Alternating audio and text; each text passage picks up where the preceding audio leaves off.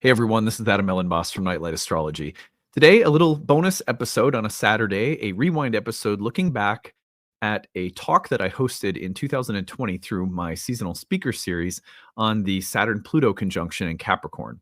2020 was a huge year. Obviously, we had the pandemic, we had many important events in the collective, an election year, and it was a year, one of the most memorable years in my astrological career.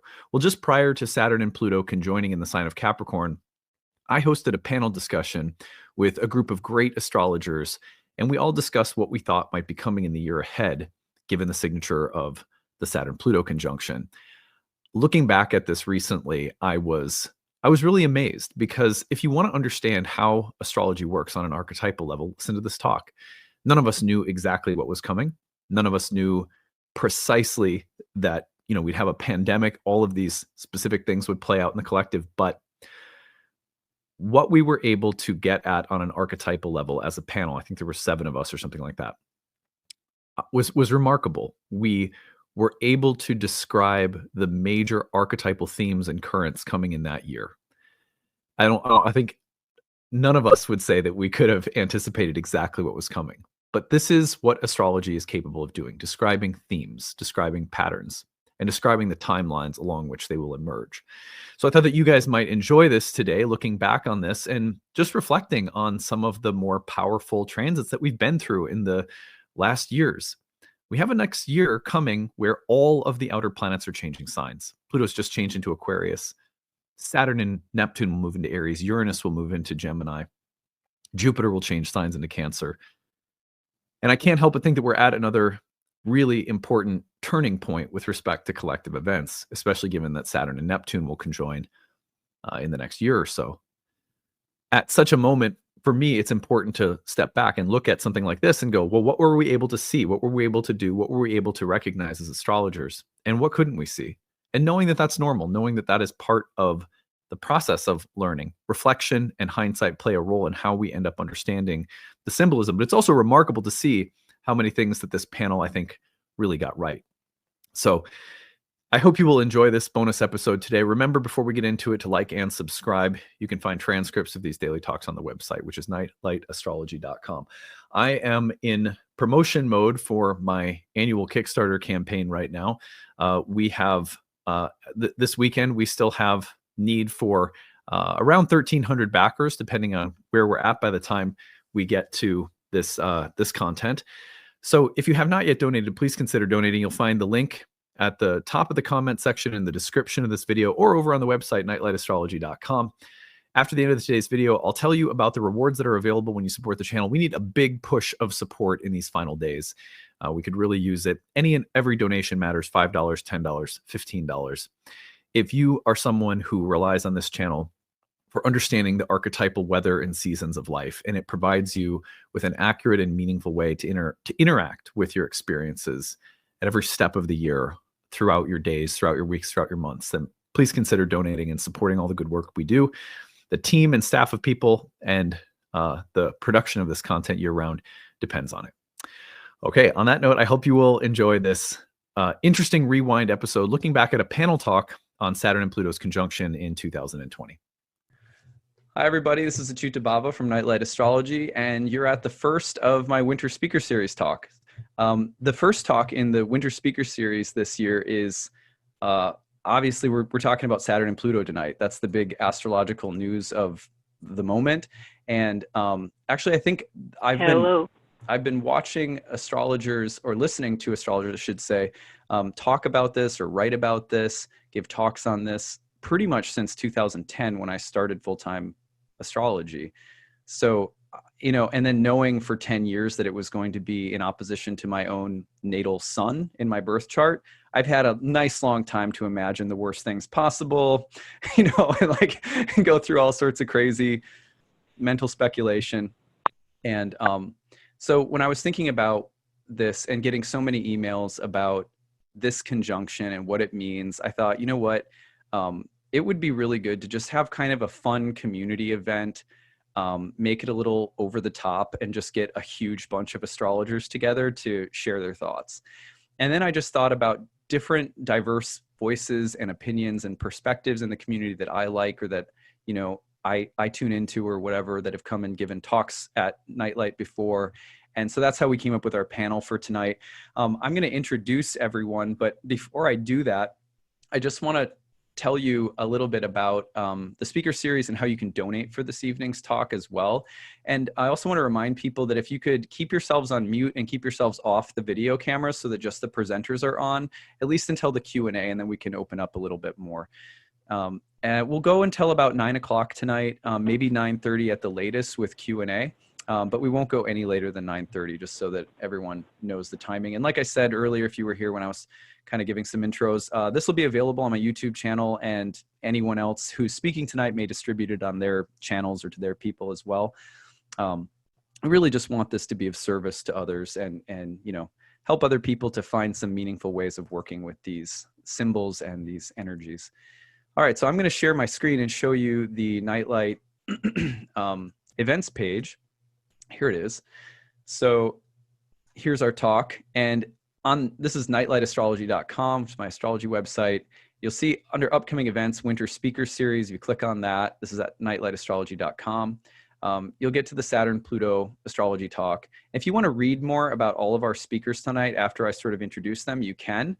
They're all here listed. We have one change on the bill tonight that I'll mention in a minute, but just an awesome group of astrologers to talk about this very historic conjunction of Saturn and Pluto. So, and like I said, like the real purpose of this is just, you know, let's have a community space where we can make some sense of this together from a variety of perspectives, and hopefully calm some of the nerves, because I don't think, and I don't, the panelists can speak for themselves, but I don't think I've gotten in the past 6 months, maybe even a year, so many emails that were really anxious or sort of dreadful about this transit. And, you know, I've been trying to, I guess in my own practice, not, you know, whitewash it into something completely, you know, positive, but not make it into some kind of, not make it into the devil either. You know what I mean? So hopefully somewhere in between there tonight, we'll all work these symbols together. So tonight, and every time that I run a speaker series, we gather donations from the general public. You can be here whether you can or can't afford to be here. It's totally fine. But if you can afford to donate, we ask everybody to pitch in. The suggested donation for the evening is $15 to $25. Actually, none of us are making any profit on this whatsoever. This evening is for the community and for the purpose of greater astrological education. And then we're giving everything that we raise to fire relief efforts in Australia.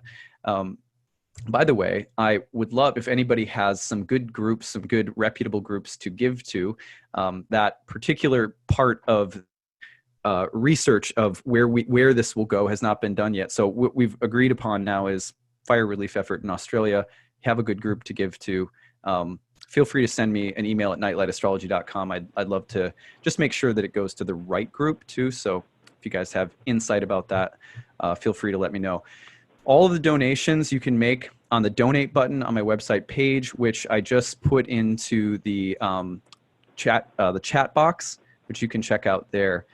We have people from Nova Scotia, hi from New Zealand, St. Cloud, Minnesota, Japan, Brazil. Amazing, cool. So yeah, so 15 to 25 is suggested. If you can give more, it's for a good cause. If you can't give anything to be here tonight, that's fine. Just pass on what you learned to others. And yeah, and like I said, the replay will be on my YouTube probably tomorrow. So now I'd like to introduce our panel tonight, and then we'll dive in. So we're an interesting group tonight. I'm just going to point out, I'm not going to read through everything fully. I definitely will tell you where to get in touch with all of them. I'll put those links into the box. But we have Sam Reynolds here tonight. And Sam has a really interesting life story around astrology. Sam, you can wave on the camera so everyone can see you. There's Sam. Hey, Sam. And full-time astrologer, serves on the board of directors for the International Society for Astrological Research. He's written horoscopes for print and online publications like Ebony and New York Magazine. You can get him at unlockastrology.com. I'm going to put that right into the chat box for you. I've been seeing Sam around here and there, and then gradually getting to know Sam over the years, and it's been really nice. So yeah, it's just an honor to have you here tonight, Sam. Thanks for being here. Jason Hawley is here tonight. Jason Hawley is an astrologer and psychotherapist based in Santa Fe, New Mexico. He is just a fantastic mind and a fantastic imagination. I've been getting to know his work more intensely over the last year, just following his writing and online work, and listening to some of his lectures that have been available online. He came and taught last year for us. He's taught on psychotherapy, astrology, and myth at UWAC, NORWAC, lots of different places. You can find him at jasonhawley.net. I'm going to put that in as well. And I don't know how to describe Jason's work other than that it takes me on an archetypal, imaginative joyride. It's just a real pleasure to read, and the spaces that get opened up in my mind and my heart when I read Jason's work are really special. So I hope you guys will check out his work, and it's going to be fun to hear him speak tonight. Jason, can you wave so we know which one you are? There you are. Hi, Jason. Gray Crawford is an astrologer who's strongly influenced by the Saturn-Pluto cycle. He actually amended his biography so that I could include this for us tonight, because it's really kind of cool. He was born with Saturn-Pluto in a waning square aspect, and both of his parents were not only born during the Saturn-Pluto conjunction in Leo, but also have Saturn ruling their 5th house of children. That's super. I mean, you see the constellations forming. So what I really like about Gray that I'm getting to know more over time is that Gray, like myself and like other people who are here tonight, is interested in the crossover between ancient concepts and modern concepts in astrology. And Gray's work with the dignities in particular has been really, I just think it's been really fascinating and awesome. Jason's been doing similar work with the concept of sect and day and night time and sort of psychologizing concepts in Hellenistic astrology. Really cool stuff from both of them. But you can check out Gray at graycrawford.net. Let's see. That's the best place, right, Gray? Okay, cool. Rebecca Gordon is here tonight. Rebecca is a dear friend of mine, my first astrology teacher from New York City. Rebecca is a fantastic human being. I wouldn't be here doing astrology without her. And she's just done a ton of stuff too, from being consulting and teaching in astrology for a really long time. But she's also the author of Your Body and the Stars. She's been on Dr. Oz a whole bunch. She's published in the New York Times, CNN, Harper's Bazaar, Vogue, Forbes, Oprah magazine. And like I said, and I believe like one of your original mentors was Susan Miller, right? Yeah. So Rebecca comes from a good lineage too of teachers herself, and just a great resource for me over the years and to so many people. Hold on, actually, I think that for some reason okay, there's her link, RebeccaGordonAstrology.com. And Rebecca, can you wave so we can all see you? There's Rebecca, hi. All right, cool. So Becca Tarnas is here tonight. Becca Tarnas, have to put the PhD after the name. She is, Dr. Tarnas is an archetypal astrologer, editor of Archi, the Journal of Archetypal Cosmology. Great resource for people who are interested in astrology as well. She received her doctorate in philosophy and religion from California Institute of Integral Studies. She grew up in an astrology family. Some of you probably know her dad, Richard Tarnas, as well as an astrologer. And she's done just an incredible amount of work on her connections between astrology, Carl Jung, The Lord of the Rings, J.R.R. Tolkien. She teaches in the Jungian Psychology and Archetypal Studies program at Pacifica Graduate Institute, which is another fantastic school for people who like this kind of stuff that we're into. So Becca, can you wave so we can see you? There's Becca. Hey, Becca. Okay, cool. Patrick Watson is here with us tonight, and I'm super stoked about that because at first it looked like he might have to be with us for only about part of the time we were together tonight, but then he ended up being able to be here all night. So we're really stoked to have you here for the full deal. Patrick began his studies in astrology at 15, and at 17 he was mentored by astrologers Nick Dagan Best and Chris Brennan. That's a powerful combo of mentors to have. And introduced to Hellenistic astrology. He became a member of the Association of Young Astrologers, and at 21 started blogging with co-author Chris Brennan for the Political Astrology blog. in April of 2012, this is sort of, a lot of people know about this. They publicly issued an accurate prediction that Barack Obama was going to win the election, and it was featured on ABC and Fox News. So yeah, Patrick is another one of my favorite. I would call you a blend of ancient and modern stuff as well, but I love what Patrick does with looking for and seeking out deeper patterns of meaning and resonance in Hellenistic astrology in particular. I really have enjoyed looking at the cool stuff that comes out. Patrick's a great writer, so check out his work as well. All of the people I'm talking about tonight, by the way, are great readers. I mean, I think everyone here offers readings. So if you're looking for, you get that reading or maybe 2 readings a year or something, whatever, check out the people we have tonight for readings. Now, Jen Zart was going to be here tonight, but thankfully, she's actually going home with her baby from the NICU tonight, which is a fantastic victory in a long Saturn-Pluto, birth canal crisis and rebirth thing that she's been going through, which she just wrote about online. So we are super happy for Jen. We're so happy that she is home and not with us. That's good news, but we're also a little bummed that she's not with us. But in her place tonight, actually, we have Lisa Scheim. Now, I'm going to bring up Lisa's page because I didn't have time, unfortunately, to bring her onto the website because it just takes me a long time to do that. So here's her. Do I have your website correct, Lisa? Is this it? Okay. Did I say your last name correctly too, Scheim? Okay. I hope that I pronounced it. Anyway. Yeah, you did. Okay. Good job. Okay, good. I was like, oh boy. All right. So Lisa's studied astrology since like 2004. She's based in Denver, Colorado. She works with and is partners with the fantastic Chris Brennan of the Astrology Podcast, and also has a BA in interdisciplinary social sciences from Antioch College, did graduate work in religious studies at the University of Colorado, and gender studies was also one of the focuses of her education. She spent time living in Buddhist meditation centers after graduating. And, she's served on a bunch of different committees and just is a really clear and great teacher in the astrological community. We've had her come out and speak and teach with us before too. She gave an awesome talk, I think it was maybe a year or so ago, on Saturn returns and the difference between a Saturn return if you're born during the day or during the night, because the Hellenistic concept blended with the Saturn return interpretations. That was really cool. And I've had the chance to get to know Lisa through hanging out, going out to eat at conferences here and there, and it's a joy to have her here tonight as well. So thank you everybody for coming. And Lisa, can you wave so we can see you as well? Okay, there she is. Okay, awesome. Okay, great. So I'm going to stop sharing my screen.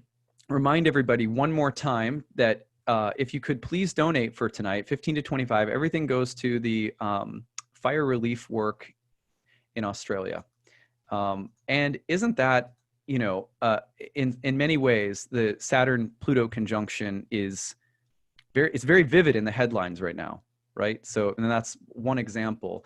I wanted to start tonight by just describing some of the general archetypal themes that we should watch for in this transit, or that one might notice, whether it's in the collective or personally. And I'm going to pick on Becca tonight to start us off. Becca, are you okay with starting us with a little description of how can we notice these themes? What are they like in general? Sure. Well, first of all, it's really an honor to be here, and thank you for putting this together. And there's a tremendous amount, just with this convergence of people coming together to discuss this really important transit. It's really profound. So thank you for creating this container. The way I was thinking of approaching this is first simply introducing with a few words Saturn, and then introducing Pluto, and then some of the ways these two archetypal qualities interact, without trying to go into actual specifics, since that's connected to so many of the later questions that you have for us. So first, to bring in the qualities of Saturn. Saturn is the principle of constriction, constraint, contraction.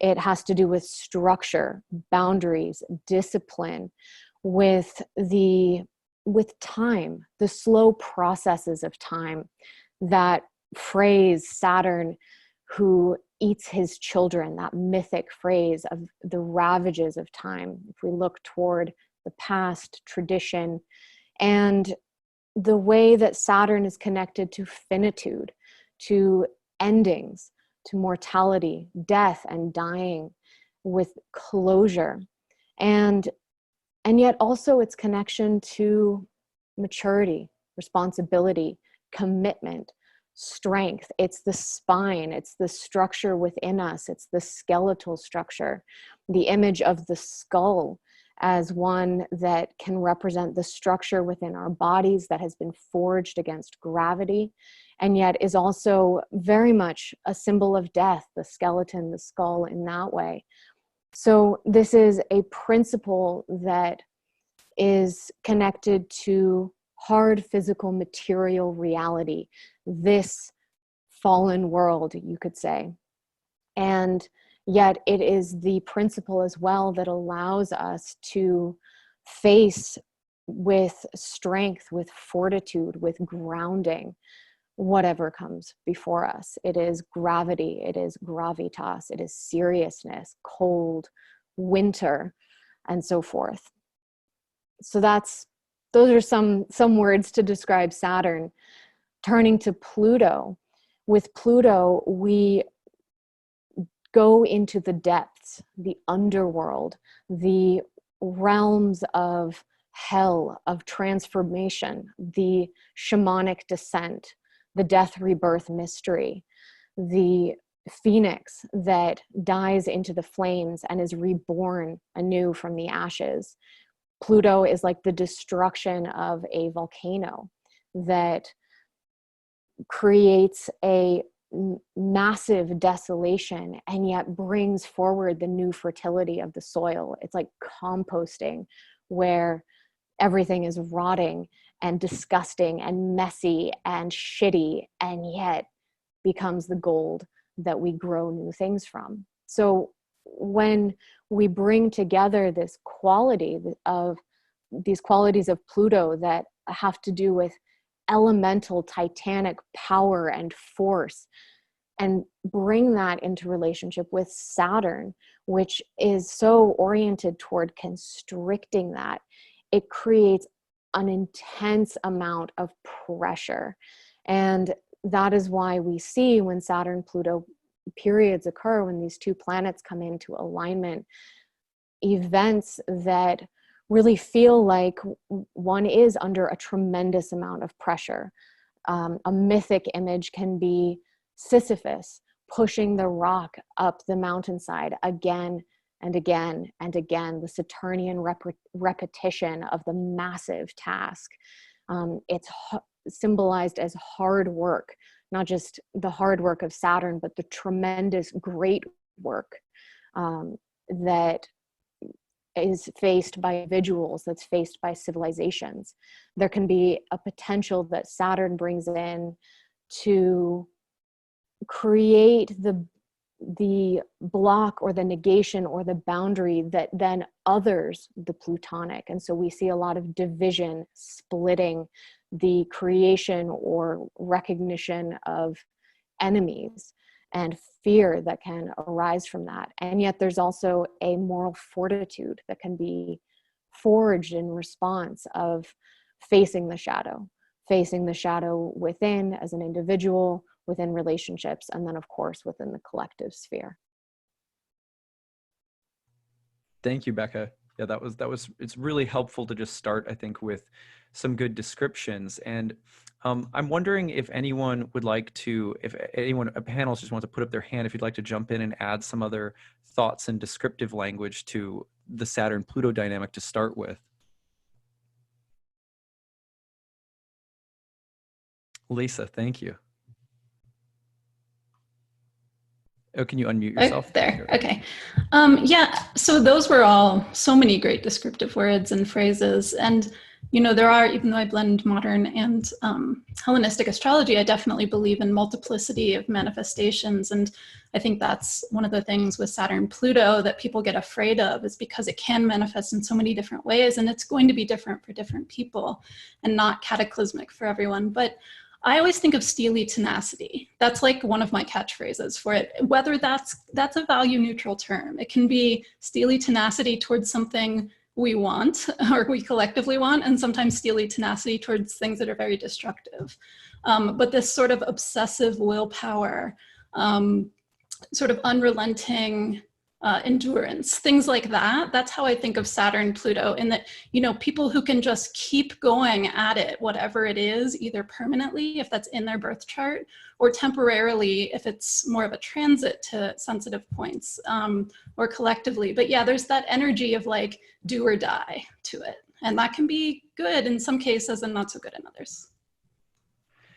Right. So it could be a time, for example, where someone becomes, you know, sort of intensely obsessive and willful in some way that might be destructive, if I'm hearing what you're saying correctly, Lisa. But it could also be that same energy put towards personal growth, or, you know, digging into the soul stuff of any area of our life might be really amazing. Yeah, it can create great depths or push through walls that you couldn't before, but there's also definitely a manifestation for some other people or entities where it's an even more intensified than usual push to power over other people. And I think we see that a lot in the world right now. Mm-hmm. Yeah. Autocratic tendencies. Right, right. Someone else like to jump in? This is good. I'll jump in. So building on what Lisa and Becca have said, I also think of a couple other things, especially I love what Becca said in terms of the great work. We can think of Saturn and Pluto as more like a mortar and pestle, kind of grinding in order to release power, release the juice, release and activate energy. And I think that's what's also being released now from like the belly of the earth, from the belly within us. I think that's how it kind of interpenetrates the collective as well as the individual, in terms of kind of sussing out where's our real power, you know, not just in terms of the powers that be, but also the powers that be in us. And I think that becomes really important to also think about with Saturn and Pluto. Nice. Thanks, Sam. That's awesome. Anyone else want to jump in on this? Patrick, yeah. I was just going to say that Saturn is like endings, right? And limits and boundaries. And, you know, the conjunction between these two planets is not just it's not just this emergent type of event. It's also the closure of a previous cycle that started in 1982. And this is the beginning of the next 30 or so year cycle of Saturn and Pluto's conjunction. So it's encapsulated not just this idea of these kind of epic endings to things, but literally we're reaching the end of the cycle as well.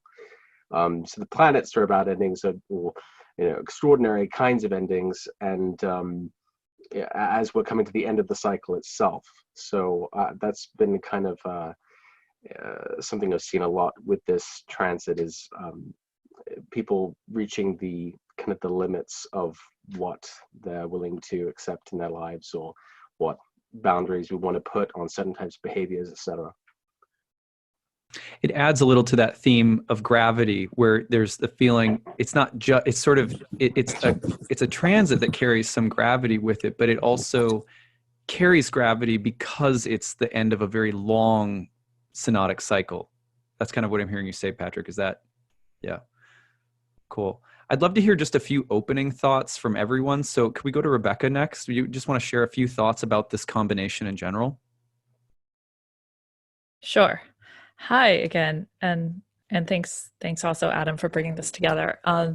Yeah, so it feels to me a lot like what we're dealing with is the sense of skimming down constriction, contraction versus building. Even though it is a conjunction, which is a new beginning, there's this whole dichotomy of beginnings and endings happening simultaneously, it feels like. So, right, I think the last one we had in Cap was like 500 years ago or something. Though some of the energies, I mean, that we're seeing around this is Capricorn as an apex too. Like we've come so far up to this point where Saturn and Pluto, it's like this buildup of materialism and all of these things that we've created as they meet there. And it's the conjunction, which is this Saturnian karma. In a way, it's like the result of all of these actions that we've been taking. So it feels like a very clear and sobering look at this last cycle of the last 30 something years for sure. And skimming off the fat, we have to see things very clearly now. It's though at the same time, we know that it's the beginning of a new era and perhaps a new government economy as well. So I'm just seeing this dual theme of beginnings and endings happening right now. Nice. Hope that made sense. Yeah, no, totally. And I think we're seeing that theme echoed, that it's kind of a little hard to, it's like there should be a quarter jar for every time an astrologer says it's a new beginning, or you know what I mean? Like, because we're doing that every new moon cycle, or but it's interesting to look at the different types of beginnings that there are, and some have weightier periods of time behind them and different symbolism and myth behind them. And so it's interesting to think about a beginning that's coming with this feeling of contraction with it. And it's a very specific type of beginning. Anyway, thank you, Rebecca. Jason, can we jump over to you next? Yeah, the place that I go, of course, is mythologically thinking about Saturn, and Becca really presenced both of those so strongly that I started to feel the tension in my body of this experience of these two forces. And tension is how I most characterize this. And to me, tension is not a negative state; it's actually a creative, ambiguous, ambivalent state. Like, so many things are possible in states of tension when things are not resolved and outcomes are not clear. And with Saturn, Pluto, for me, it's so much about Saturn holding on and Pluto breaking down, and Saturn holding on tighter and Pluto breaking down harder. And we can tend to value one side or the other. And a lot of times these operate, especially in a conjunction where everything's all squished up together, there's not a lot of differentiation. One of the things that feels so important is differentiating what do we want to break down and what do we want to build up. And actually, I prefer to think more like what wants to be built up and what wants to be broken down, not so much what we want. I don't really care. But I care a lot about what maybe is trying to emerge, what's trying to collapse, right? And mythologically, Saturn swallowed his children. Interestingly, in this conjunction, right, we have Saturn and Pluto, but Jupiter's also hanging out in Capricorn. And here we are at the scene of who shall be king. Here we are at the scene of the change from the Titans to the Olympians. This is what happened. And Capricorn, one of the images of Capricorn is Amalthea, who was the nanny goat, who, when Saturn was tricked into swallowing a stone rather than swallowing Zeus, she actually took care of Zeus and suckled him so that he could then come back, Zeus being our Jupiter. So we have this cast of characters in Capricorn at the time of this moment. And to me, Pluto's role is he's kind of like the emetic. He's like the thing you administer for vomiting, so that Saturn unswallows these children, because that is actually what happens in the story. And the question that I'm constantly coming to is, all those inner children that each of us has swallowed are always like, they're always ready to come forward. And during moments like this is when you vomit them up and they get to actually live their world into the next cycle. When Rebecca and Patrick were talking about this as endings and beginnings, it's like they've been down there gestating in this stomach of Saturn, and now all this stuff can be vomited up. We can really reclaim or discover these parts of self and these parts of the world and groups of people who have been sort of marginalized or swallowed, you know. And I just watch people in my practice day after day right now, you know, literally you start to have an emotion and you swallow it back down, right? And how do you kind of let it come back up? And that feels to me like the set of tensions that's there. And I'm always drawn to the polarity processes here and thinking about, you know, how do we nurture the children that have been swallowed? That's kind of my question for this in myself and with the people I work with.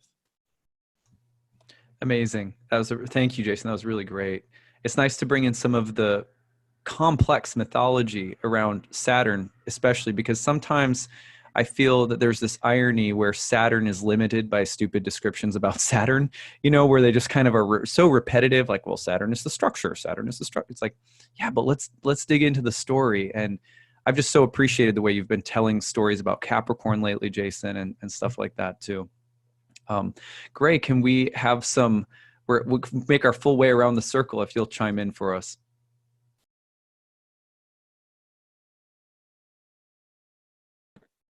Yeah, so kind of going off of what Jason was just saying about sort of inner multiplicity, that's a really important feature of this because, as was previously mentioned, this intensified division that happens during Saturn-Pluto times, one of the things that really happens is a lot of like the sort of Saturnian judgment against Pluto and the othering that occurs and persecuting other people, typically persecuting people, judging people for inner dynamics that we have ourselves, or the same types of things that we start demonizing other people, you know, acting like a demon towards the other people we're demonizing.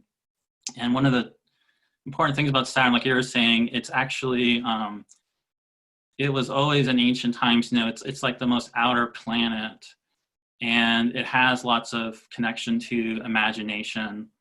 You know, people like Ibn Ezra call it like the power of thought. And in modern astrology, Pluto's sort of like the lord of the Kuiper Belt and all these far out objects. And some people do consider Pluto a planet that they use for rulership and stuff. So it's kind of like these combination of these two, sort of like the two most deep, you know, they're, in a way, it's a different type of imaginal experience than like something like Neptune.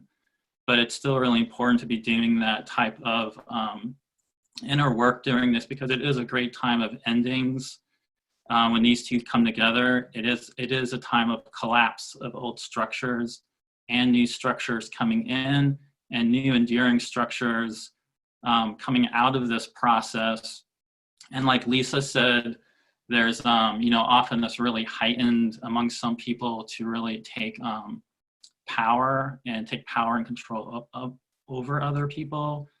So you know, collectively we have to really be on guard for that, and at the same time doing a lot of inner work about what, you know, what we really want to create from this alignment in our own lives. And one other thing is just about this ending, if you bring in like the planetary nodes, an interesting thing is Saturn and Pluto are coming together basically on their own south nodes. So that's, you know, if you don't work with the planetary nodes, it's the same thing like the moon, even though we don't all agree on the meaning of the moon and the nodes, but it's the same thing as the moon on the south node, or like a solar eclipse on the south node. We're talking about the south node of Saturn, the south node of Pluto. So like their whole planetary arcs are all coming down right now across the ecliptic. So like there's also this great cycle of both of those archetypes that are at this ending beginning. So it really kind of amplifies that context that we're in right now with everything. That's really helpful. Thank you for that, Gray. That's news to me. I don't know how many other people knew that about the planetary south nodes there. That's really fascinating. I think we're naturally starting to dovetail into a few of the next questions. So I'm going to put two of the next questions out there. We started addressing with Jason a little bit too, and everyone sort of started touching on this, is how do we tend to see this showing up in people's lives, psychologically, internally, but also in terms of the types of events we might see in a person's life? Maybe any stories that people have on our panel from clients you've been working with where you have permission or it's okay for you to share an anecdote. And I think that would be a good direction to go in. So how could we see it psychologically, events, any stories you've been seeing in your practice? What kinds of things are people going through right now? What are you guys seeing as practicing astrologers?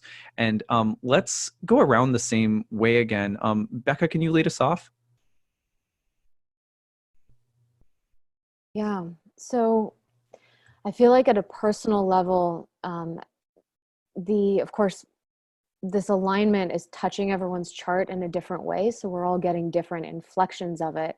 And there's probably greater and less sensitivity to the qualitative field of this transit. But one of the most common themes I've been noticing is, are people going into their past, into repressed experiences, often from childhood or just earlier times in their lives, where there is a kind of orientation backward and almost a descent that needs to happen in order to recover parts of the self that have been disowned, often through shame or other experiences that have led to maybe needing, for very good reason at the time, to cut off those parts of themselves. And so this kind of Plutonic underworld journey of recovery, which brings in another side of Pluto, which is that of power. It can be power in all its forms, Pluto can.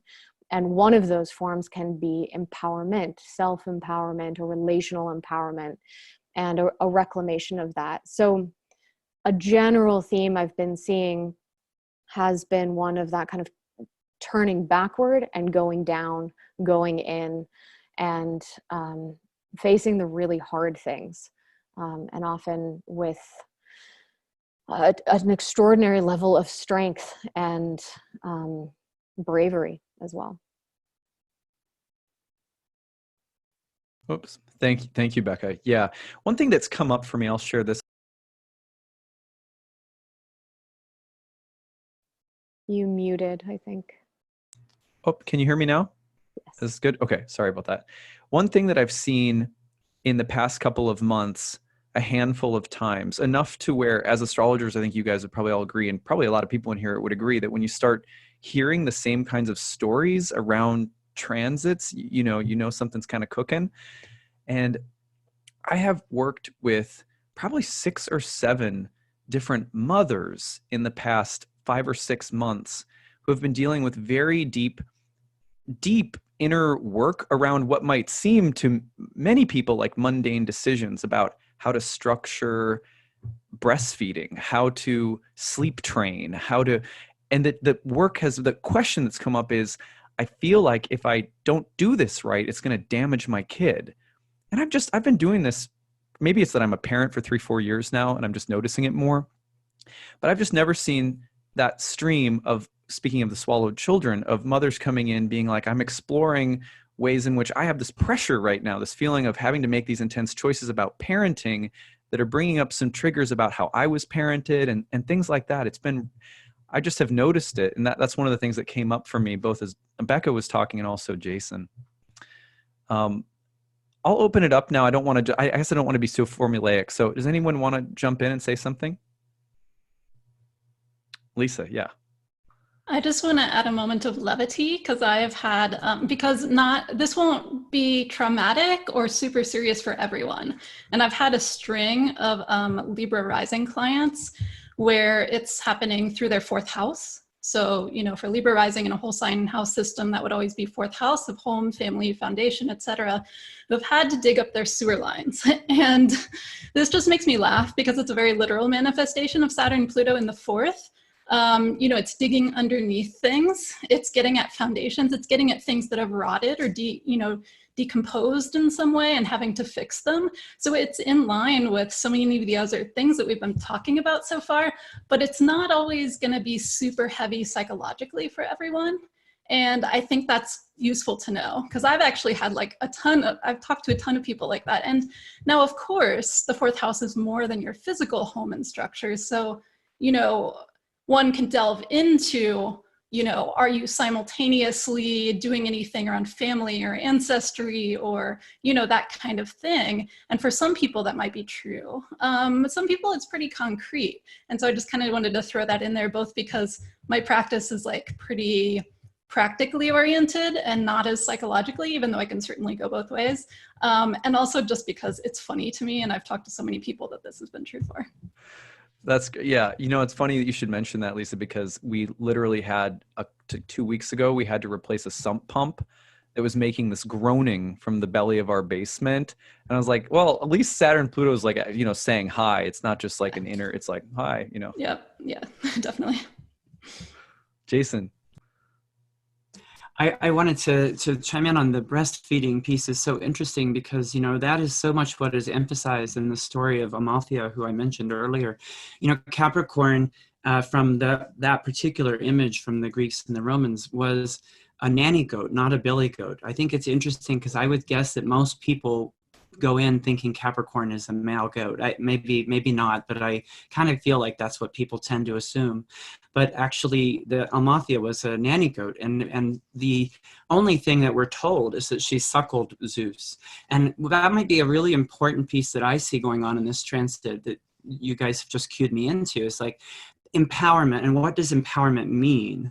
You know, Saturn-Pluto, of course, is about power. And someone earlier, I think Rebecca said power over, or, you know, which kind of power. And what is empowerment, and what is it to nurture? What is it to nurture the next regime in yourself, right? That's what Amalthea does for Zeus. She nurtures the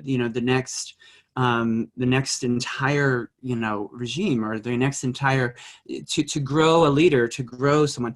And I wonder, I kind of want to share an image, if it's okay, of Capricorn, 2 Capricorn images, because I do think they set the tone a little of one of the things I think is going on. And I see it happening in the people that I'm working with quite a bit. It's the idea that, you know, we think about Capricorn in such a dry and daytime way. In my experience in modern astrology, and it has, I think, been that way for some time, that there's this way of thinking about Capricorn that is very much in the mode of like this one. Can you see? Yeah, okay. So this one, I want to make it larger if I'm allowed to. Okay, good. So this one is, this is an image of Capricorn by Jofre Boschart, and I don't know if I'm saying the name right, but I think this is the Capricorn that I always hear everybody talking about. It's very dry, it's very triumphant, it's always climbing, always up, up, up. It is very much a Capricorn that has been conditioned, I think, because Saturn's home is Capricorn. We often just think of Capricorn as Saturn's sign, you know, and we lose the dimensionality of it. So we end up with this guy, and it's fine. You know, he's certainly ruling over it all. It's rather dry. It's rather deprived in my imagination. And the other option, or another option, I should say, would be this Capricorn. And this is Michaelahus Kyrianos, who did a whole series on the signs of the zodiac. And I love this one because the Capricorn image, we have to remember, is a sea goat. It's not just a goat. It's a mergoat. That tail is in connection with something way, way deeper. And Capricorn is, in fact, a night sign. You know, if we think in terms of sect, Capricorn is connected to very deep, deep waters. It's in the ocean part of the sky. And so this is a very different Capricorn. And why I brought it up now is because what I see happening in my practice is that I'm amazed by the incredible depth that I can feel right now. The incredible moments, like in twilight and morning and night are always amazing times.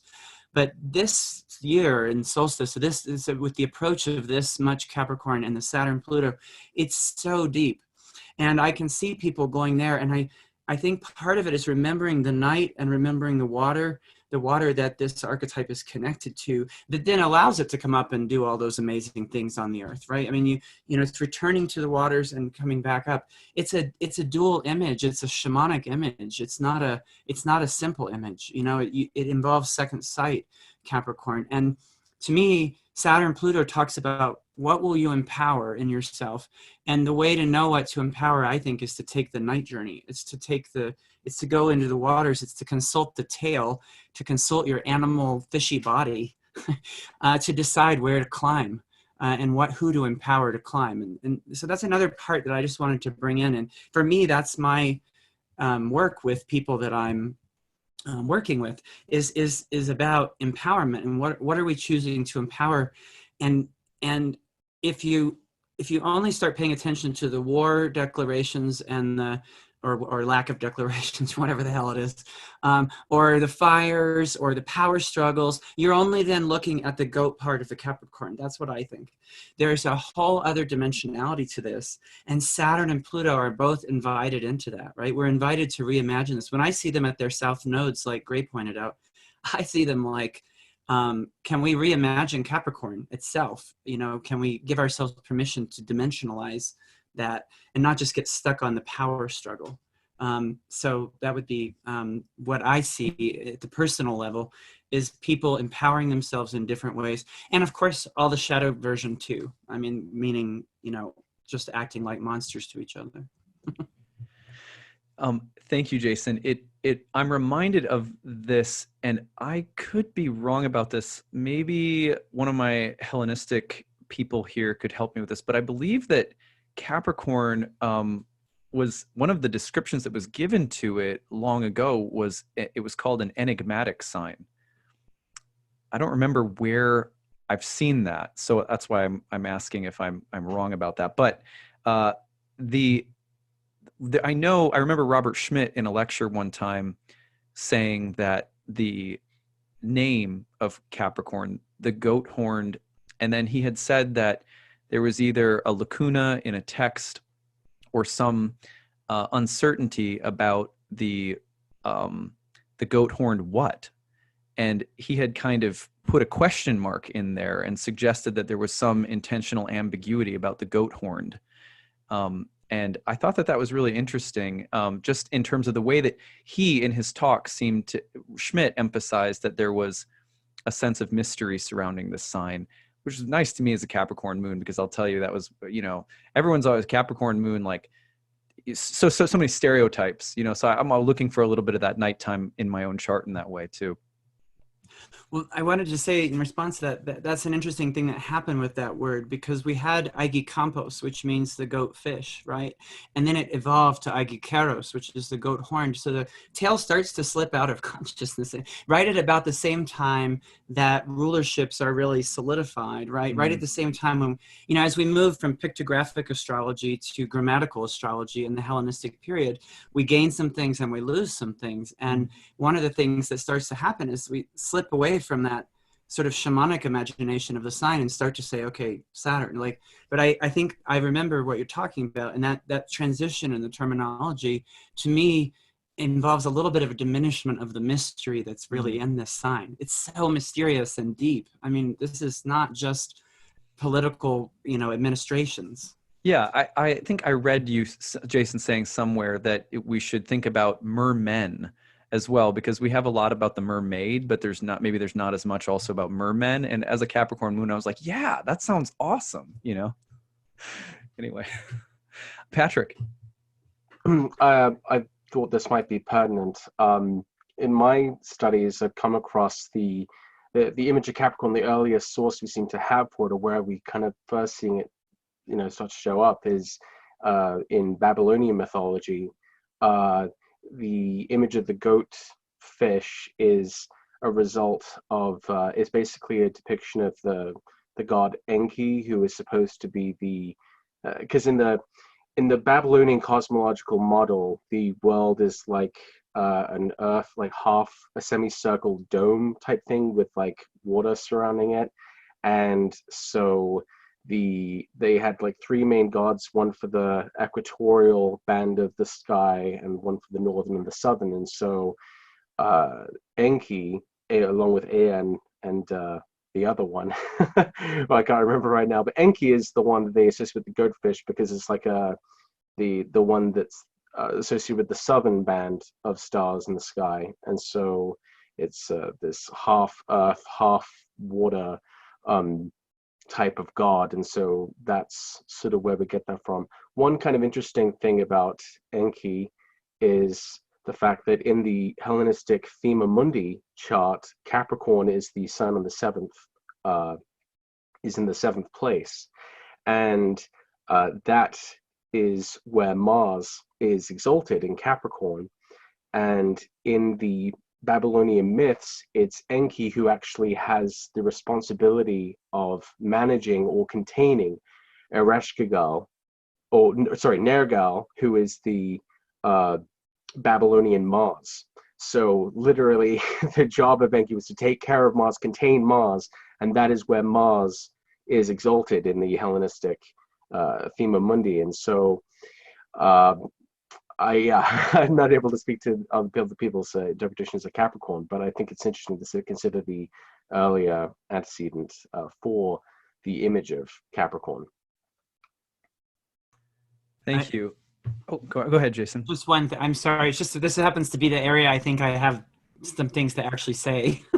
I'm not sure I have answers to some of the historical stuff, but because I love that Patrick brought that up, and thank you. That is super interesting about where it is in the Thema Mundi relative to his job. Enki also was said to dwell in the Apsu, which Patrick is referring to, the primordial waters that surrounded the world, right? And so, which were semen and amniotic fluid. I mean, this is a fertility symbol. That's where he lived. And then he was said to come up through the swamps in the deserts of Mesopotamia, right? These are people who would like a swamp because it's already desertification. And he was said to come, that's why the goatfish, you would see the cat tails, is that what we call them? Those were thought to be the antlers of the goatfish, right? Of Enki. And he would be there in the swamps bringing forth this really fertile, semeny, I like semen, like really like alive, fertile stuff. It's lusty, right? It's like Pan being associated to Capricorn, but it's like coming up, and that would be the source of creating these beautiful, huge cities and all of civilization. He was also our traditional Capricorn, like he was the creator of all the protocols of their civilization called the May. He was both and, but I just want to say he lived down there, and I think the only way I know to make it through this is to live there too, right? To go there. So I'm sorry, I know I'm stepping in, but it's just, this happens to be the one thing that I think I might have something original to say. So. I'd like to keep going on that note with coming back around to the way that we're seeing this play out on the personal scale, because we're going to have some questions about how this shows up in the collective as well. How else are all of you seeing this, either personally for yourselves or in the lives of others? Gray, yeah, let's hear. Yeah, I got an example of that. So there's someone I've worked with, she's born at night, 6th house, Capricorn sun, which is the day of the conjunction. So she's going to have the Saturn-Pluto conjunction on her birthday. Also has Mercury in Capricorn, kind of goes, and Ceres in Capricorn, which I know we're not speaking to, but Ceres is actually also exactly there with Saturn and Pluto right now. And just a little bit about how her experience of this was really powerful for me to listen to when working with her, because it really spoke to a lot of, I guess, what I was hoping people would be experiencing with it, which goes with what Jason was just talking about, which is, she's from the South and kind of grew up in like Black Southern churches, moved away from the Christianity as she grew up, but always had that sort of connection to spirit and ancestors in the other world. Worked really hard. She has a lot of Capricorn. It's also a nodal return for her. She has a moon in Capricorn too. And became a very successful artist, moved out to Los Angeles. And when she got there, kind of continued her, initially kind of took a real hustling approach to just kind of working really hard to be successful. And in the past year, which was actually her Jupiter return, she's in that like 83 group of people with a Jupiter and Jupiter, Uranus. And she basically experienced this sort of outer sort of breakdown in a way, just a lot of pull to go within and getting pulled into this real period of gestation and getting really interested in stories, reading about sort of the takeover of patriarchy, starting to imagine stories about the takeover of patriarchy. She's done a lot of work with her own ancestors and, being a Black woman in our culture and that whole cycles of oppression, but sort of deepening into that. And she was actually a visual artist, so it's a big change to start thinking in terms of storytelling or writing and kind of gaining, and especially has had intensification recently as we're coming into this, of needing to really trust this sort of channeling of this material that's coming through her. And around the time that Toni Morrison passed away, she had been listening to Toni Morrison audiobooks every night, which is actually Toni Morrison's actual voice reading her books. And that once Toni Morrison, if you don't know, Toni Morrison actually has a Saturn-Pluto opposition. She has Saturn in Capricorn opposite Pluto in Cancer, so she's a Saturn-Pluto person. And when Toni passed away, she really felt she really needed to do this writing. And one of the things she said was something to the effect of, we're not going to go forward, we're not going nowhere if we don't go back, and has really been pulled within to kind of go into her own wounds, and feels like there's something really coming out of her, but not so much in this work, in this idea of I'm going to become this much more successful, productive person with this work I'm going to bring out into the world. It's almost like this new presence, even this sort of new sense of inner freedom that she's experiencing. And also really deeply exploring her wounds of not only her personal wounds of being in our culture, being a group that's an identity that is oppressed within our culture, but even going back across time with her ancestors. And it's really wrapped up in this process, but is feeling this real liberation through it. And it just really spoke to me about that side of Capricorn, which we don't often hear people talk about, but it's definitely there. I feel like anybody that knows, people that are strongly Capricorn can have that kind of quality too, I think. Thank you, Gray. That was awesome. Patrick, do you have a story you'd like to share as well? You want to come back? We'll come back around to you. I want to get to Sam and Rebecca next as well. Do you want me to go now? Yeah, go ahead. We'll just okay. I'll make mine quick. I know I had a client who had Aries rising, so the Saturn-Pluto conjunction took place in their 10th house, and they have their Sun in Capricorn in the 10th. And over the past year, they had just gotten a new job, and they were asked to give feedback on their boss to a higher boss.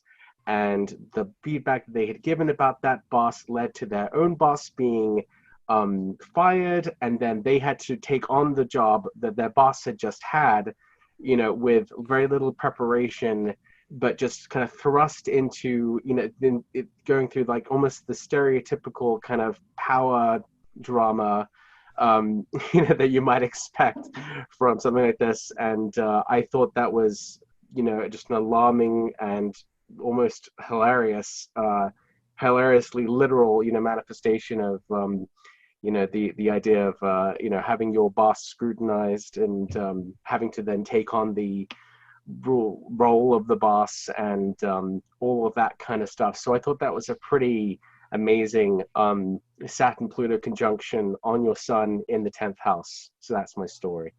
The one. That's a good one. That's right there. Sam. I'm having more conversations with people about what they're eating, and in terms of how that ties into the structure of their lives and how they structure their meals and how that relates to their exercise goals and what they want.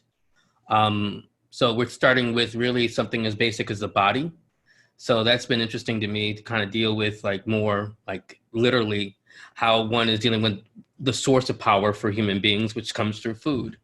And I think that's been really interesting in thinking about the axis between Capricorn and Cancer. I think there's more general conversations about food. I've never seen so much about plant-based changes than like this moment in history. Now, some measure of that could be like Uranus and Taurus, but we're talking about Earth, Earth, Earth. So I think that's one of the things I've also observed. Isn't it interesting, Sam, on that note, that we're in a moment as this conjunction has been building over the past couple of years where these major vegan burgers have gone viral or whatever. Yeah. And, you know, I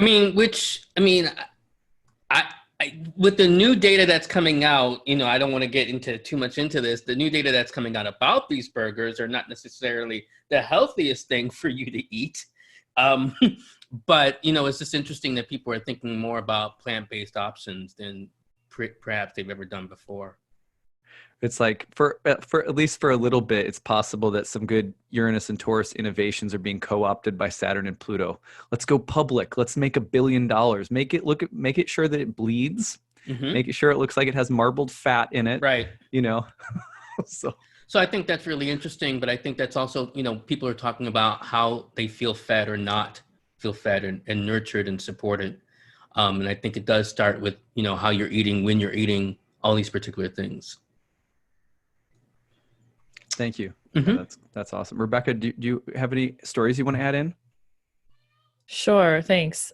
So I might talk about, I'll try to be succinct here too. I know it's a lot, but the elephant in the room, which is fear. I definitely hear that, but I don't find that clients are paralyzed in fear. Instead, I find that they're actually saying, hey, I'm going to do this. I'm scared as hell, but this is what I need to do. There's a sense of doing your fears and the growth happening through that process. So whether it is in career or love or making a lifestyle change, ending a habit, it's almost like this necessity to just do the fear. And I'm seeing people, probably at least a handful of people in the last month, just sort of claim it and do the work. And they're going through these pretty incredible transformations while they've attempted to grapple with something that they've been avoiding for a really long time. And that involves changing a lifestyle pattern, opening up in a new way. They're accessing greater depths within themselves. So, I mean, also, I guess this is compounded with the fact that we have a lunar and solar eclipse right now too. So it's sort of like a lot going on in Capricorn, right? But specifically, I think these things have to do with the Saturn and Pluto as well.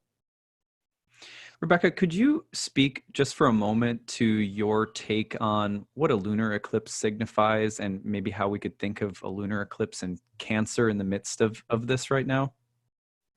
Sure. I mean, that's something, it's maybe, as you know, one of my favorite topics in astrology are eclipses. So, I mean, eclipses are about light, and light has a lot to do with information, and each sun out there in our whole galaxy is emitting a different kind of light frequency, which is a different quality of information. This is how I see an eclipse. And basically, a lunar eclipse, as you all listening might know, it's basically a full moon, but a full moon probably times 10 or more, as it's an exact alignment of the moon, earth, and sun. Pretty much there's a cutoff of a radio signal that had been blasting out from the sun. It's the end of a radio station. It's the end, and there's like, you cross the bridge, it falls, there's no going back. So it's a time of endings, you know, and it's true finality. So, I mean, we eclipses are such a big topic. You know, there's the Saros cycles, the Metonic cycle, there's 18-year cycles. But I think everyone listening right now, if you can think back to, you know, what was going on 18 years ago in your life, there's going to be a resonance to right now. And if you want to look at the, you know, area of your chart that's around 20 degrees of Cancer, you'll see that's where the ending is happening. I mean, the fact that this whole conjunction of Saturn, Pluto, and Ceres and everything is opposing that, that's quite significant too. You know, I mean, that sort of adds a lot more power to the eclipse. So yeah, everybody, this is about restructuring. It's restructuring our lives on a very deep, formal level. The lunar in Cancer might, though what you mentioned, Adam, I mean, that might have a lot more to do with it's opposing all of these planets. So it's letting go of things that might not be so easy to let go of too, I think collectively, as it's opposing Saturn and Capricorn and Pluto. So it's, you know, it's what we're seeing in government right now. It's what we're seeing in the world, these old structures as holding on. And there's a very, it's this tenuous process of releasing the grip. I'm sure we could all talk a lot more about eclipses, but I'll try to end it there. Thanks, Rebecca. I was just thinking back when you were mentioning the 18-year cycle, and we closed our yoga studio recently, and then we're thinking about, do we want to relocate? Do we want to stay in the area? We've been uncertain about it, and going back home to where I grew up in Minnesota has been an option. And I moved away from Minnesota with the last eclipses. We go back 18 years. And it felt like such a weighty decision. And it go back to what Jason said earlier about what's asking to be taken down and what's asking to come forth. And I find that it's very difficult to sit in the process versus feeling the intensity of these energies and feeling like I should use my will to do something about it. And I really struggle with that. So for me, it's a difficult process to be in these things, these moments, these periods, these energies, these gods, and sort of listen and ask how I can serve or how I can tend to the experience somehow. That's been kind of where I've been at in this. Anyone else want to jump in and talk about how you maybe, we've talked a little bit, just to kind of recap where we're at. We've talked about the general archetypal themes. We've talked about how these things show up for people personally, how we've been working with clients a little bit. I do have some questions about the collective that I want to make sure we get into. And I knew we weren't going to get very far down this massive list that I created just for you guys. I've created like 25 questions, like just so we have plenty. But before we dive into collective stuff, does anyone else want to talk about these transits personally, how you're working with people, how they're showing up for you? Another question that's interesting is maybe about people who have this natally and how it might come back up at such a time right now. That's another thing that's on my list somewhere, I think. Rebecca, yeah. Oh, sorry, I just realized I'm still unmuted, so I thought I might as well continue. Basically, I just wanted to mention that it's also how it's aspecting your chart. So this actually might be very beneficial for some people. Let's say Saturn conjunct Pluto is trining all of your planets or something like that. Maybe it's making a friendly aspect. It might not be that challenging, first of all, versus it's squaring. This change can be grueling, you know, or opposing you.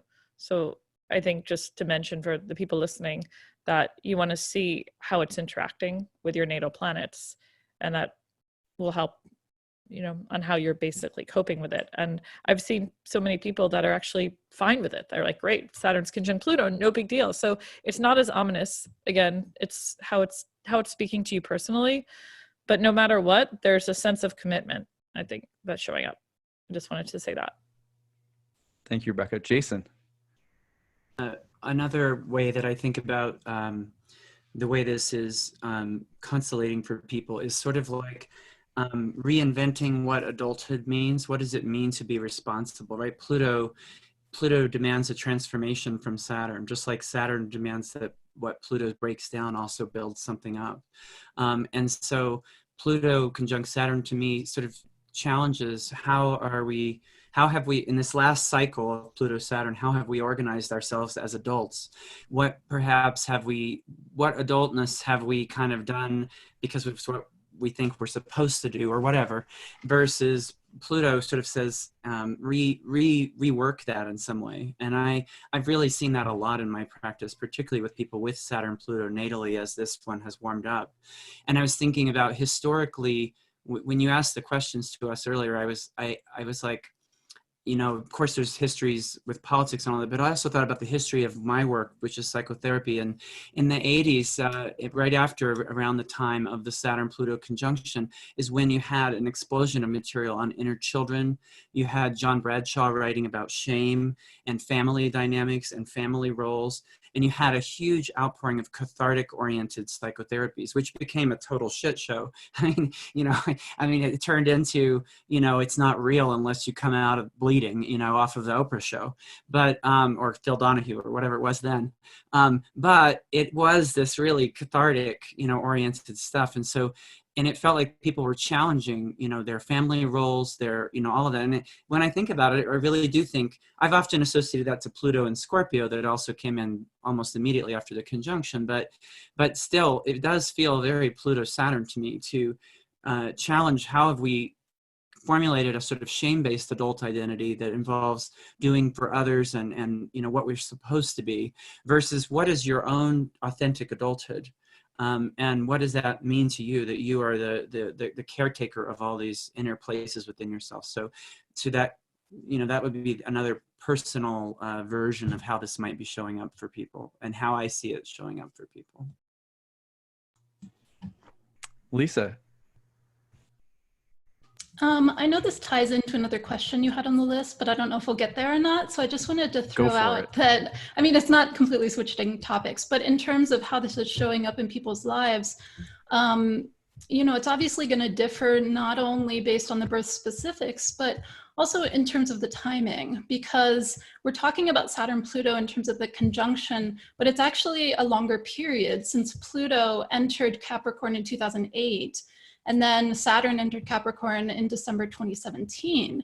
So no matter what, in whatever area of life this is touching for everyone, it's been going on for quite a while. And that's part of why I think not everyone is showing up right at this moment with a crisis or a major breakthrough or something, because lots of people have been dealing with whatever topic it's touching in their chart for a good while now. And so they're either used to it and something big did happen already, and they're just sort of like, yeah, that's been happening, or it hasn't happened yet. And it's not all, you know, converging on this exact conjunction, which I'm sure a lot of you know, but I just kind of wanted to throw that out there in terms of how this is showing up for people, you know. So I've seen, for instance, someone who had it in their third with like their siblings suing them, which was like gut wrenching, but it's already been going on for a while. So, you know, it's like, you know, when I said, oh, well, there could be something more coming with that, and they're like, if it does, you know, I'm already in it, you know, that's not great. But, and, you know, a lot of people who,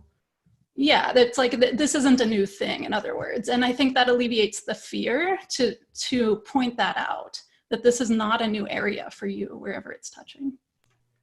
That's a great point. Go ahead. I was going to say a similar point, that there are different time markers. I know Rebecca mentioned the time marker related to the eclipse. And just along with what Lisa was saying in terms of like, you know, 2008, 2017, I want to go back to 2001 to the opposition. And so I think what we're talking about, to Patrick's point, we're talking about a conjunction being like the beginning, but we can go back to the full moon moment of the Saturn-Pluto opposition as also a reflective point. So I'm encouraging people to be a lot more contemplative about what happens at different points in their lives, rather than thinking like it's all coming down to this one moment, and it's not. So I think that's really important. It's all happening on the 12th, guys. You're all in the dark. 4 days from now, you're all screwed. No, I'm just kidding. Yeah, I want to go back to that for a second, Lisa. And both of what you're saying is so important here, that it's process oriented, and there's something about, I like to think that part of the good benefit that might come out of doing something like this tonight, right around the sort of, you know, the sort of, what do they call it? I'm missing the word, the partile, you know, the exact conjunction of the two planets, is that I'm reminded of something that James Hillman said at, apparently it was like, I believe it was a Y2K, like a meeting of psychologists around Y2K. It was right after the new year, or right before it or something. I was right after, in 2000, at the turn of the, you know, of the millennium. And, you know, nothing had collapsed as predicted, right? The Y2K thing didn't really happen.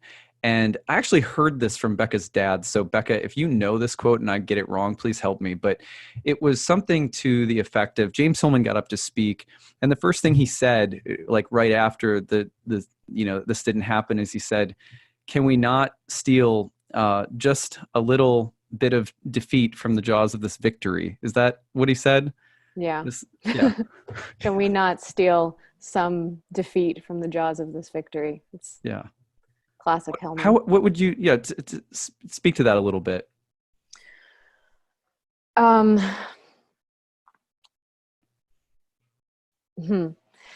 you say more speak to that in particular? Yeah, well, I guess what I'm thinking is that there's a similar, he was getting at a kind of, this funny way in which we sometimes long for the catastrophe. And so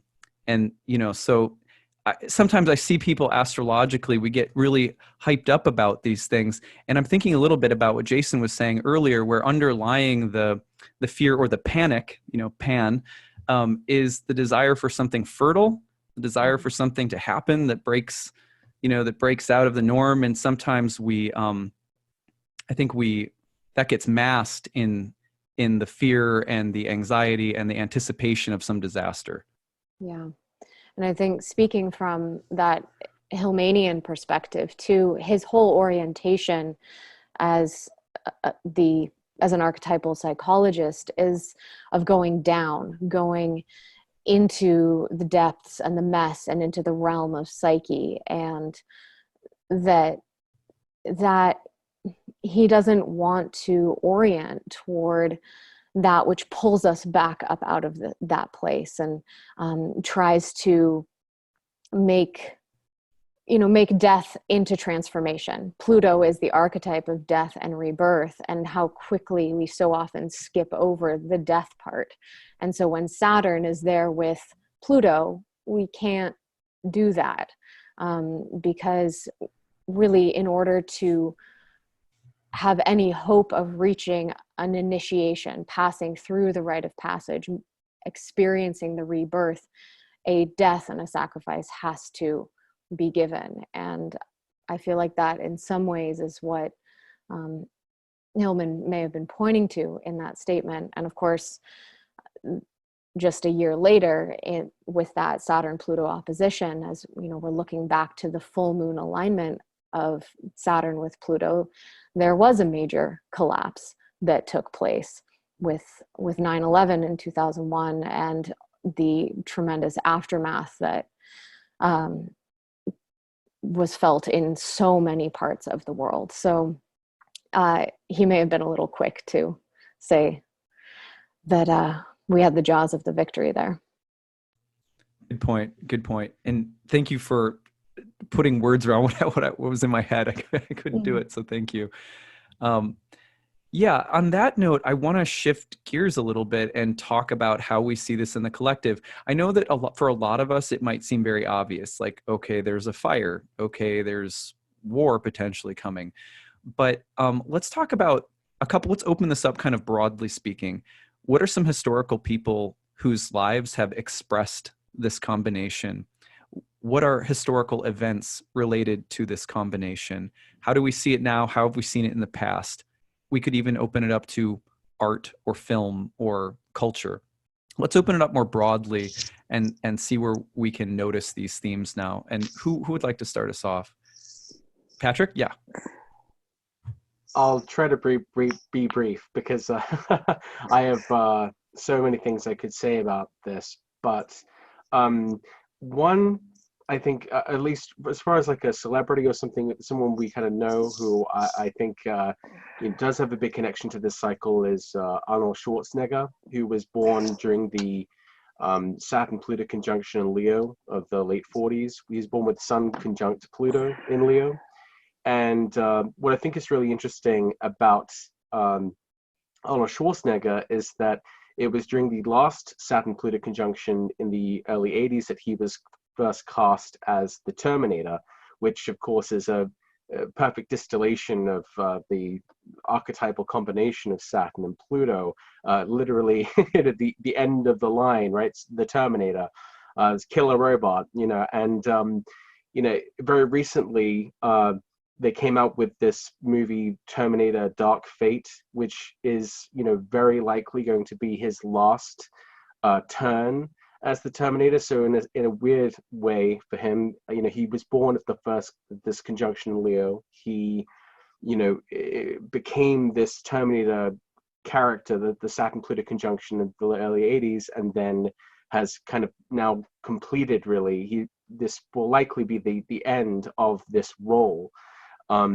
Interestingly, though, at the last Saturn-Pluto opposition, that was when he ran for governor, and he became the governator. And so one wonders then what next phase in his life he might be going into with this next conjunction. But I thought that was just a very interesting example. Interesting as well, because Linda Hamilton was born at a Saturn-Pluto square. Michael Biehn was born at the Saturn-Pluto square. James Cameron, the director, was born with Sun conjunct Pluto. So there's a lot of Pluto stuff going on with James Cameron and the actors in his movies and the times he releases them and things like that. I know we kept saying, I just want to bring this up because I don't know we'll have another chance, but we keep saying the last time that Saturn and Pluto were conjunct was in 1518 in this sign, Capricorn.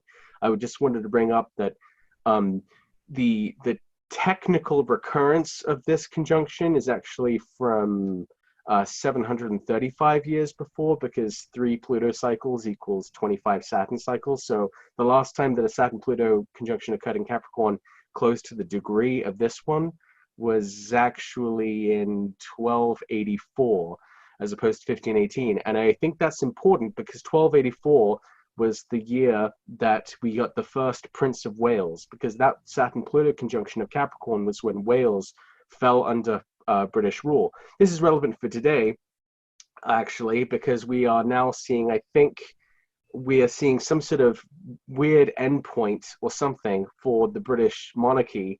And, Charles, I think, will be the last Prince of Wales at the completion of this 735-ish year Saturn-Pluto cycle. And, of course, this Pluto, everyone's been focusing on how the Pluto, this was a Pluto return of the United States that's coming up, but we think we kind of forget that it's also a Pluto return for the UK, and for having lost the colonies. And so I think this is relevant insofar as this is a time when the UK is losing kind of its historical role and is undergoing a transition in the role and importance that it has in the world, and its monarchy is coming to this big juncture where Queen Elizabeth's likely passage at some point in the near future will bring up all kinds of questions about what use this country even has to the world. And as Scotland and Wales are openly wondering aloud about separating from the UK. So I feel like there's a lot there kind of going on between this Saturn-Pluto conjunction in late Capricorn of 1284 and the one we're experiencing today. And I'll keep it at that. Thank you, Patrick. That was amazing. One thing I want to add just really quick before I hand it off to someone else to speak is that it'd be incredible to think that it was actually Saturn and Pluto that pulled the line, "I'll be back." That Terminator line. It's actually Saturn and Pluto speaking. No, I'm kidding. Okay, so I think, Rebecca, did you have your hand up? Did I see you first? And then Sam. Yeah, I just thought it might be a good segue from what Patrick was talking about. So just speaking to the years, 1518 and 1284, those both were the height of something. Like the 1518 year was the height of the Italian Renaissance, when trade was also expanding, and Spain and Portugal started colonizing. Also, some really dark things happened that year, like the slave trade expanded a lot. And it's interesting to look at that now, as we see there's basically a huge slave trade going on now as well.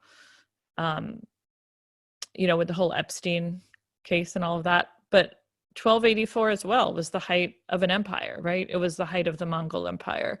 So both of these showed the maximum apex, the point of something where it's not going any further than this, you know, and it's and it was also a point of great expansion. So, you know, in the 1284 time, it was the Silk Road expanded trade as well. I think what's really interesting too about this, I don't remember which one. It might be the 1518 one where Uranus was also in Taurus. Does somebody remember? I think it's the 1518 one. Yep. Does anybody confirm that? I don't know offhand. Does anyone else Okay. want to confirm that? It's I believe it is. But if Patrick says yeah, thumbs okay. up. Thanks, Patrick, for checking. Yeah, I mean, so I think that one does have a bit more relevance just because so many things were in alignment, even though it's not the same degree. There's a lot of echoes happening. And what else seems relevant and maybe kind of obvious was the word cryptocurrency. And that's come about, you know, and that's sort of, it's gone through a lot of ups and downs, but I mean, cryptocurrency, okay, we're having a Pluto-Saturn moment here, right? But it's also reminiscent of 1284 when a new currency came about in Venice, Italy, that basically took hold for about 600 years. And that was the currency that most of Europe used at that point, the ducat. So, I mean, it was the creation of a currency that had a very long life. An entirely new economic model took over. That's huge. So both of these seemed to me like points, apex points of a culture. And this one, in being in Capricorn, you know, the materialism, the sometimes the means to an end ways that we've taken on, all of that, but also just tremendous growth. The height of empires. So I mean, this could be the height of the Western United States empire. You know, I'm not. It sort of feels like that too. I mean, and maybe that's not such a bad thing either. Okay, I'll end it there. Thank you, Rebecca. Okay. Sam, can you hop in again? Yeah, so I just want to be clear. Are we formally talking about the collective or mundane aspect of this now? Okay. Yes, totally. So I can bring a slightly different perspective as a Muslim, because I look at this differently than I think some of my colleagues. One of the things I'm looking at, going back to what I was talking about 2001 and coming back to the Saturn-Pluto conjunction, is looking at what's happening. Obviously, people are concerned about Iran and what's happening, the potentiality of it. But I think and then going back to something that Rebecca just brought up that I didn't even realize in terms of the height of the Mongol Empire, is that one moment that was relevant to the Mongol Empire is the fall of Baghdad in 1250. Now, that wasn't at the particular moment of dealing with the Saturn-Pluto conjunction, but it's relevant to understand that that was one of the critical periods that Islam changed forever, right? And why I say it changed forever, it went from more of an open exploration. You know, many Westerners don't know this. It went from an open exploration that really brought much of the astrology that most people come to appreciate now. And it was actually, you know, the Muslims who actually dove in, Moors who dove in to kind of retrieve information and translate texts that had been lost to what became the Western mind, right? It wasn't quite the West then, just to kind of call it out. So that becomes critical in understanding that when Baghdad fell, it became like a moment where Islam generally said, like, we won't deal with any of those other things again. It's only going to be more about the Sunnah and the Quran and all these particular things. So Islam started to shut more of its doors and became insular. So I think it's important to understand, like, now we're dealing with a progressive moment where we're kind of dealing with, I hate to use the phrase that George Bush used, but one of them was like the clash of civilizations. but it's actually a microclash within a civilization. And we're talking about that within Islamic civilization. And one of the things I wanted to bring to people's attention, just in terms of the opposition between a couple different things, one going back to the opposition in 2001, and then Lisa Shine talked about this on Twitter a few weeks ago. We were talking about an article, a blog post from Charles Aubert, and he was talking about, well, like the Saturn-Pluto mess is really nothing to kind of worry about, but she also brought to people's attention that we're talking about what happened in 1947 with the creation of Israel. And we're also talking about before that, 1917. And, you know, also in terms of quote unquote 1982, we're talking about the fallout of the Iran hostage crisis. But what you might see, and then I can't forget this, the other thing is the division between Pakistan and India, also at that same time frame with the Saturn-Pluto conjunction. Now, one thing that we focus on is like what's happening in the West, but people are not noticing or looking at what that meant for the Islamic countries. And so what that meant, especially for the division between Pakistan and India, is that we had like another Muslim country that got into like a collection with Afghanistan, Iran. And the thing to know is that Afghanis in many ways speak some of the same language of Iranians. And why that's important is that because we have a division that's happening with Iran as the center point for Shia, for the Shiite tradition, Shiism, and then for the Sunni tradition being in Saudi Arabia. So why that's important is that there's a war already happening within a war. And so when the United States and England and all these other countries have come involved, they're entering like a fray that has like a glacial war that's been happening and brewing for a long time that's coming to a head. So that's kind of the key point I wanted to understand. A lot of people kind of take that out of the context and want to focus more on particularly like, well, it's the West and we're doing this, not realizing like, no, there's been some stuff that's been brewing for perhaps the last, I would say, 1,000 years. That's pretty, I can go more into that, but I don't want to take much more time. Thank you, Sam. That's brilliant. That was great. Yeah, really interesting. I want to keep passing it around to talk about the collective.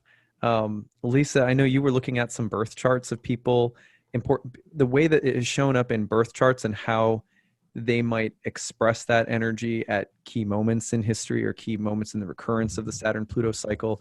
This is something you talked about recently, right?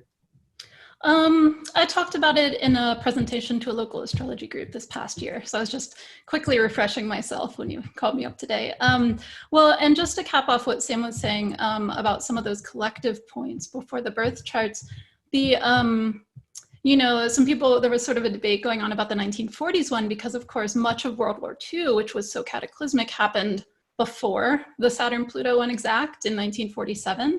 And it was more like the, you know, Nuremberg world trials and things like that that were happening around then. So the uncovering of the atrocities, but not necessarily like when the bulk of them are happening.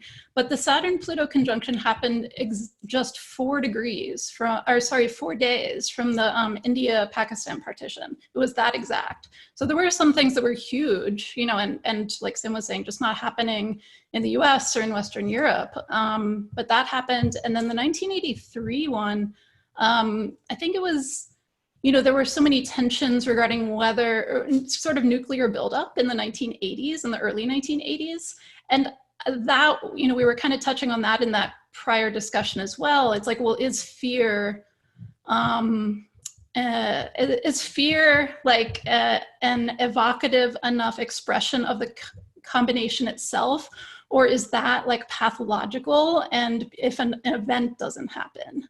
But sometimes I think with Saturn-Pluto, you know, it's like there is a very credible fear that something cataclysmic could happen, and you don't really know later whether or not it was about to, and whether something stopped that. And I'm not just saying that theoretically, because I'm thinking of actually that early 1983 Soviet incident where there was like a false alarm, and there was this one guy who was in charge of, you know, whether to sort of pull the trigger and be like, the US is attacking us, we need to counterattack with nuclear weapons. And I don't know if I can share my screen, right? For a sec? Yes, go ahead. Okay, let me see if I can pull that up, because the guy also had a Saturn-Pluto aspect, really tight. Let's see, are you seeing that? No, I'm sorry, let me take a second.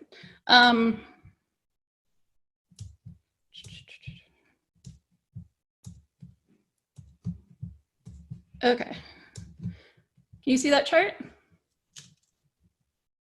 Yeah? Okay, so you can see he had Saturn here at the beginning of Taurus, exactly squared within a couple of degrees, Pluto and Leo here, and Saturn was just at the beginning of Scorpio, just past Pluto in the very end of Libra when this happened. So you can see kind of both, when pivotal things happen, clearly that could have been an actual event because it was just this one guy sitting there going, I think this says that they're attacking us, but I'm just thinking it's a false alarm. And like, who does that? You know, like he was supposed to immediately pull the trigger and do the counterattack.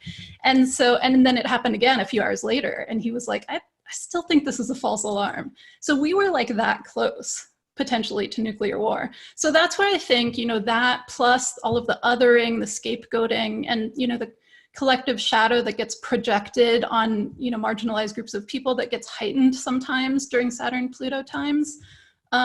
Yeah, I think fear, even though it's just an emotion, is not always incorrect, you know, collectively speaking. So anyway, yeah, there was that. And then I found all of these, sorry, one second.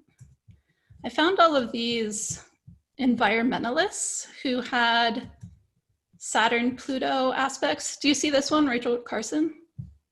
Okay, so she had Saturn in late Pisces, square within a few degrees of Pluto in late Gemini.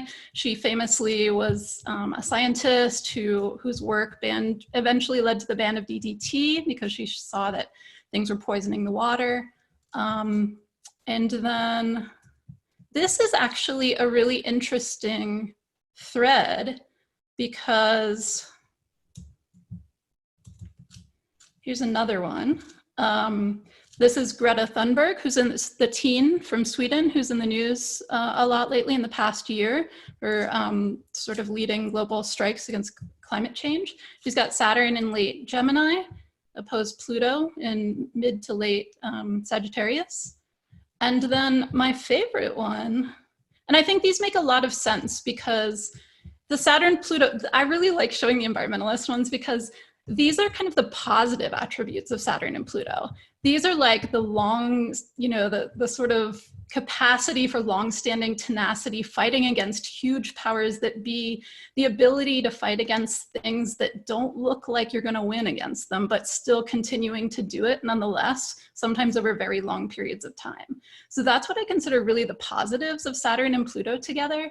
And this guy is, his name is Rob Billet. He's just sort of like was this nondescript lawyer in Ohio, and he was actually working for a corporate law firm, and you know they often defended big chemical companies. And so as a family friend favor, he went to this farm in West Virginia, and they were like, our cows are dying, and they're like green inside, something's really wrong. And he went down there and discovered that basically like the water was really poisoned, and kept researching, further discovered this was all because they were downstream from DuPont, and DuPont had been putting out these chemicals, PFOA, otherwise known as C8, which were like really toxic. And he kept working on this, and he was normally like someone who defended chemical companies, but he was like, no, this is wrong. See this Saturn-Pluto? It's really pretty tight. It's Saturn in mid-Pisces across from Pluto and Virgo. Saturn in Pisces, again, kind of like water, like the Rachel Carson one. Anyway, he ended up, this just came out of nowhere. This was not what he was trying to do with his life. He's now been working on this for over 2 decades and successfully brought a major class action suit against DuPont and won. They did a whole epidemiological study that took like 10 years. So this is this kind of, you know, and they eventually won in the sense of, they proved that there was like a probable link between these chemicals and like all these diseases and cancer and things like that. But this is the kind of positive expression, I think, of Saturn-Pluto that you can see sometimes happening out there in the collective. you know, there's a polarity to it because, you know, they have to be fighting against something or someone. So I think there's always that duality to it. But anyway, this was just like one of the most impressive examples I've seen. A lot of the environmentalists have the Saturn-Pluto because it is that long-standing, I'm just going to keep fighting the man, you know, like kind of thing. But this is the most striking one I've seen, both because it's really tight and because, you know, it just really exhibits that, like, I just fell into this. This wasn't what I was planning to do with my life, but now I'm just going to fight this chemical company forever. And this is DuPont's chart. Saturn, Pluto again across Virgo and Pisces, formed in 1802.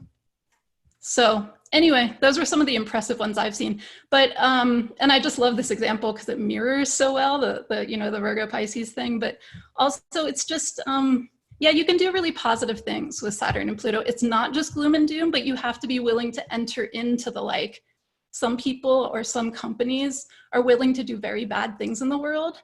But if I can accept that, like fully accept that, and then then you can try to do something about it. You can't really do something about it if you can't like go deep into that acceptance level. Thank you. Sorry if you can hear my daughter. Yeah. She's in the background like, yes. Becca, I saw your hand come up. Can we shift over to you? And I'm going to kind of go popcorn here because we're coming into about 9 o'clock, and I do want to be able to open up maybe a little after 9 for some questions from all of you out there. Becca, could you take the mic? Yeah, Lisa, I loved all those examples, and I'm so glad you brought forward the environmentalists and the ecologists, that theme of the protection of nature, of the natural world, being one of the really beautiful expressions of this archetypal complex. And I used the phrase earlier, the great work, and that's actually the title of a book by Thomas Berry, a self-described geologian, really amazing environmental thinker, who was born in 1914, carrying the Saturn-Pluto conjunction of that era. And that's the Saturn-Pluto alignment that correlated with the start of the First World War. And Lisa mentioned that under the Saturn-Pluto conjunction of the later 1940s, 46 to 48, that's when a lot of the atrocities of the Holocaust were emerging. But the Second World War actually was declared in 1939 under the Saturn-Pluto square, when they were within 2 degrees of each other. So both the First and the Second World Wars really carry strongly that Saturn-Pluto signature, as do. It's interesting how many beginnings of wars correlate with Saturn-Pluto, and that as they carry on, the transits shift, and with both world wars, it moved into Saturn-Neptune alignments. And so there's the move from the kind of cataclysmic crisis of the Saturn-Pluto to more of the devastation and even the disenchantment with the war that comes later on, as a war has been raging for several years, and kind of feeling that shift that can take place in the kind of the lifetime of a conflict. I've been thinking a lot about this, one of the later questions that you gave us around fear. I mean, we keep bringing up this word fear, and I almost had the same answer that, you know, what we have to fear, if we look back at the cycles of history, there is a lot to fear with Saturn-Pluto alignments, and that we have something to learn from history, and also that a place to maybe put our hope or assuage our fear is the same act. Look back at history and see what has happened with these alignments, and let's make different decisions. One of the individuals who I wanted to bring forward, who has a Saturn-Pluto alignment in his chart, is Carl Gustav Jung. And he's born with the Saturn-Pluto square from 1875. One of the primary themes in his depth psychology is that of facing the shadow. And right at the time that the First World War was breaking out, just before it happened, and Jason, I noticed, I think you have a copy of the Red Book open behind you. Carl Jung was going through this profound psychological descent and essentially came to the recognition, the way he described it is, you have to kill the hero within yourself. You have to kill your brother within yourself and not in the external world. And the degree to which we can do that inner work of facing the shadow, rather than splitting it off and projecting it onto other people, other cultures, that really so much of the work of this time is not allowing our fear to take hold of us so that we project it outward, but rather coming into a relationship with that fear where we can own it. And coming back to a word that several of us have been using, finding our own power within that, rather than giving it away and splitting off, which is what has led to so many, maybe all of the great wars throughout history. Thank you. That was thank you. That was very helpful. I saw Gray's hand up a little bit ago, I think, as well, and we haven't heard from you for a while, so it'd be nice to hear from you. Oh yeah, thank you. Yeah, there's so much to say on this topic. So one of the people that hasn't been brought up yet that I think is very relevant, that goes back to that early 80s time, would be Edward Snowden. Edward Snowden has a pretty much exact Saturn-Pluto conjunction. It's in his 5th house. He's Gemini rising, and so it rules his 8th and 9th houses, and his midheaven is actually in Aquarius, in his whole sign 9th house, which definitely goes with the whole journey to foreign lands that he's had. And if you know Edward Snowden's story, in the kind of, as we've come to this next Saturn-Pluto conjunction, he released an autobiography earlier this year, I think it was like in September, called A Permanent Record, where he's basically telling his life story. I haven't actually read it, but I was looking at some reviews for it. And it's interesting, even he sort of, sounds like he even sort of mythologizes himself a little bit in the story. Like he talks about his name being from like Snowdon at some mountain in Wales where a legendary ruler like stuck a sword through some giants. It's almost like these sort of like Tolkien type of proportions. And he, of course, at the 9/11 September attacks, he got very mobilized by that, as a lot of people did, in terms of being very patriotic and wanting to join the military, and ended up he was very like genius with computers. And of course, he then ends up in these foreign countries working with computer systems. And it was around the 2009 Saturn-Pluto square where he started putting away classified information. And what speaks to this about the Saturn-Pluto is his, whatever you think of Edward Snowden, it definitely took a lot of moral courage to do what he did and to take on this entire system and actually very strategically start taking jobs in order to get more information while he was designing systems to keep this information. And all this information that all of us have on our devices that we're all constantly using, it's all being controlled by the government. And this is one of the big things. We don't even know how this is going to play out. And it's certainly one of the biggest issues that we're facing right now in the collective. It's one of the biggest things going on too with all the different wars and power controls going on among world powers right now also. And he's someone that came out and very, that's a very Saturn-Pluto quality to take on the system in that way and really make a big stand in that way and release it, broadcasting it out into the collective. And then, like I mentioned, now he's basically told his whole life story as we're coming to the end of this cycle. And, you know, his birth time, as people have mentioned, that was sort of like the transition. As people have mentioned, there was like the Cold War, that was the predominant theme of the previous cycle.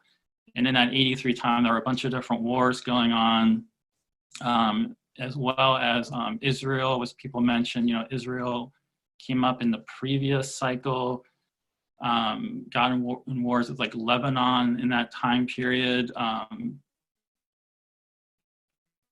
Speaking of Iran, Iraq, the United States government was funding Saddam Hussein at that point to fight Iran. The United States government was sending money into what basically came like Al-Qaeda, right, which later came back around. So there was sort of this transition to like war on terror period. So now you can kind of see all these different themes are all kind of up in the atmosphere right now that we don't really know where they're going to be going, except there's clearly they've all come up basically. And the thing about Edward Snowden with taking that moral stand, we spoke a little bit about Martin, the 1518 conjunction in Capricorn. And I think somebody did bring up Martin Luther, but that's worth just spending a moment speaking about, because that was another example of somebody having extreme moral courage to take on the Catholic Church, and the amount of power they had right at that point in time is kind of hard to really imagine. And kind of got connected in with like the printing press, where his whole message would get really spread, which led to the Protestant Reformation. But it's also an example of somebody who, you know, he was basically calling like the church the devil, but he, through time, you know, he ended up calling Jewish people like the devils. Like there's a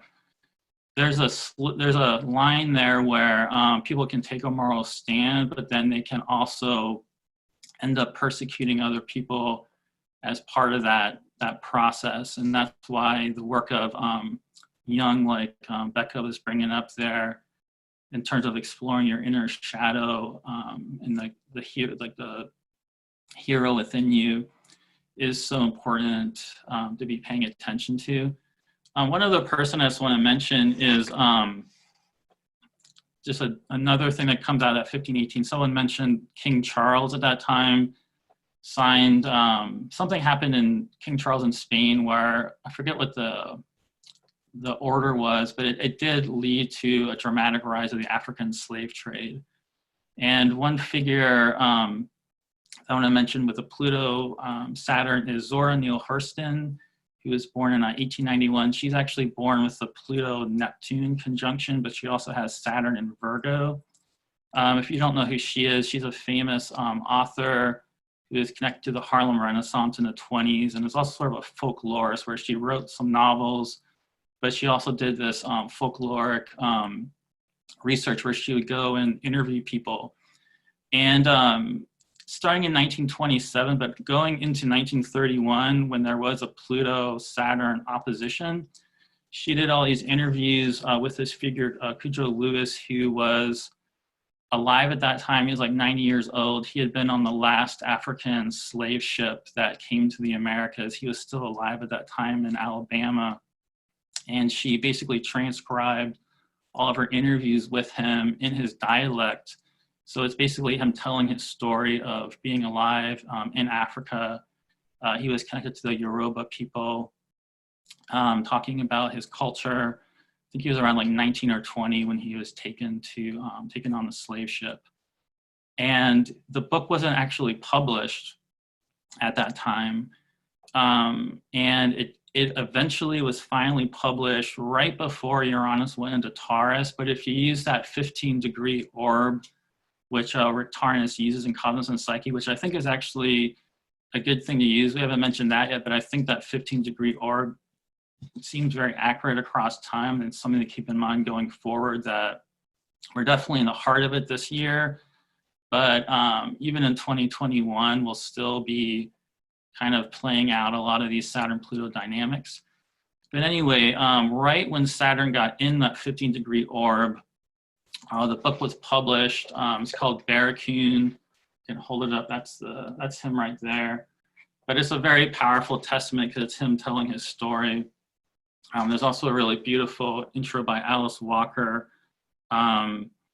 that. It does a really good job speaking to the power of the story, just the someone going through that type of experience, but still finding joy in the moment, growing as an individual, and like the humanity of the person. It's very powerful.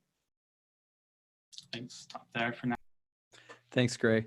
I want to say one thing before I pass on. I want to get some thoughts from Rebecca and Jason on collective things, art, culture, wherever else, history that we're seeing this. I want to mention that when I was preparing a few of my own thoughts to potentially contribute, one of the things that I made a note on with regard to the Protestant Reformation, which we were speaking of with Martin Luther, I grew up Methodist. My father was a Methodist minister, and so I became very familiar with Charles Wesley. I don't know if you guys know who Charles Wesley is, but was one of the English leaders of the Methodist Church movement. And John Wesley, of course, his older brother, and he was a poet though, and he has an alignment in his chart of, it's not exactly a hard aspect between Saturn and Pluto, but he has aspectual connection between Saturn, Mars, and Pluto. And all of them are configured in a really powerful constellation. He wrote a poem that is in the Methodist hymnal. I'm trying to remember, I just have it right here. Let me just remember the name of it. It's called Wrestling Jacob. But sometimes it's referred to as Come, O Thou Traveler Unknown. I just want to read you a few of the lyrics. It says, "Come, O thou traveler unknown, whom still I hold but cannot see. My company before is gone, and I am left alone with thee. With thee all night I mean to stay and wrestle till the break of day. I need not tell thee who I am, my misery or sin declare. Thyself hast called me by my name, look on thy hand and read it there. But who, I ask thee, who art thou? Tell me thy name and tell me now. In vain thou struggles to get free, I never will unloose my hold. Art thou the man that died for me? The secret of thy love unfold. Wrestling I will not let thee go, till I thy name, thy nature know." And it goes on like this. It's a long poem, but it essentially, it's a recall of the story of Jacob, who was wrestling with the angel all night. And the idea of not knowing that you're wrestling with God or something divine or transcendent, something archetypal, and the ecstasy of not knowing but not letting go. And it gets to what Jason was saying earlier, for me anyway, which is how does a transit like this go from catastrophic, or how do we even take the energy that's in the air collectively and potentially have a deeply meaningful experience with it? And I think it gets, one of the reasons I love this poem is because I think it gets into this idea of not letting go of, we're wrestling with something and we're refusing to let go, and that in and of itself is the reward. Because the poem's resolution really isn't the break of day, even though he says, "I'll wrestle with you till the break of day." It's really about the love that he experiences in not letting go and not knowing who he's wrestling with. There's sort of this unknown element to what he's dealing with and what he's holding on to and what he's struggling with. And so I thought it was interesting that this is one of the famous poems that comes out of the Protestant Reformation and has echoes of the Saturn-Pluto dimension to it. And it's moving for me because spiritually, one of the questions that's relevant to me as someone who's really into, bhakti yoga is, how do I serve this experience and how do I love it? And I don't mean that in like bright, as Jason would say, sunny day apparel, where it's heroic, but how do I let it do me in, so that it you know what I mean? And wrestle with something that is impossible to heroically triumph over, but how do I find some ecstasy in just holding on teeth and nail during it?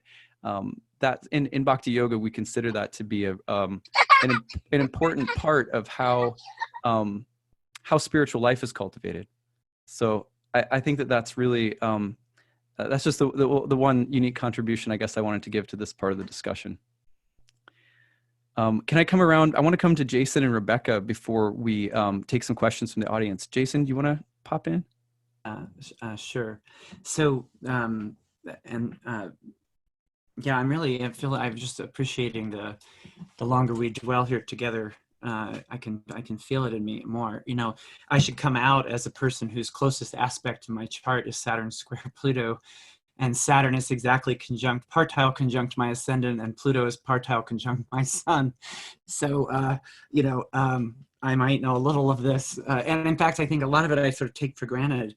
But I sort of went to two places, actually three places, in terms of cultural phenomena that, you know, happened in past moments of Saturn Pluto.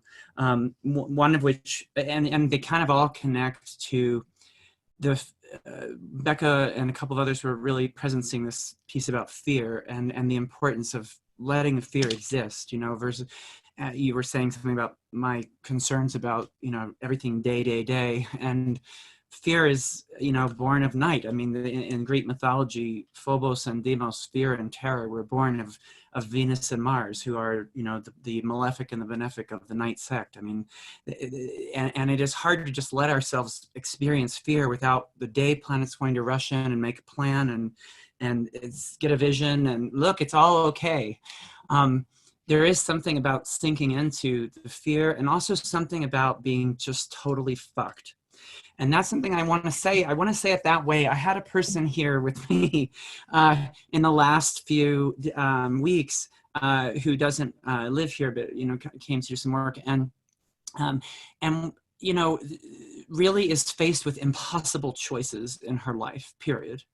And in other words, choices where there's not going to be a way to go through it without feeling bad. You know, if I do it this way, this is going to happen. You know, it's like, and this, it reminded me of a song in the musical Spring Awakening, Totally Fucked. It's actually that. And Spring Awakening, it turns out that the play was written at the Saturn-Pluto square that was in 1891.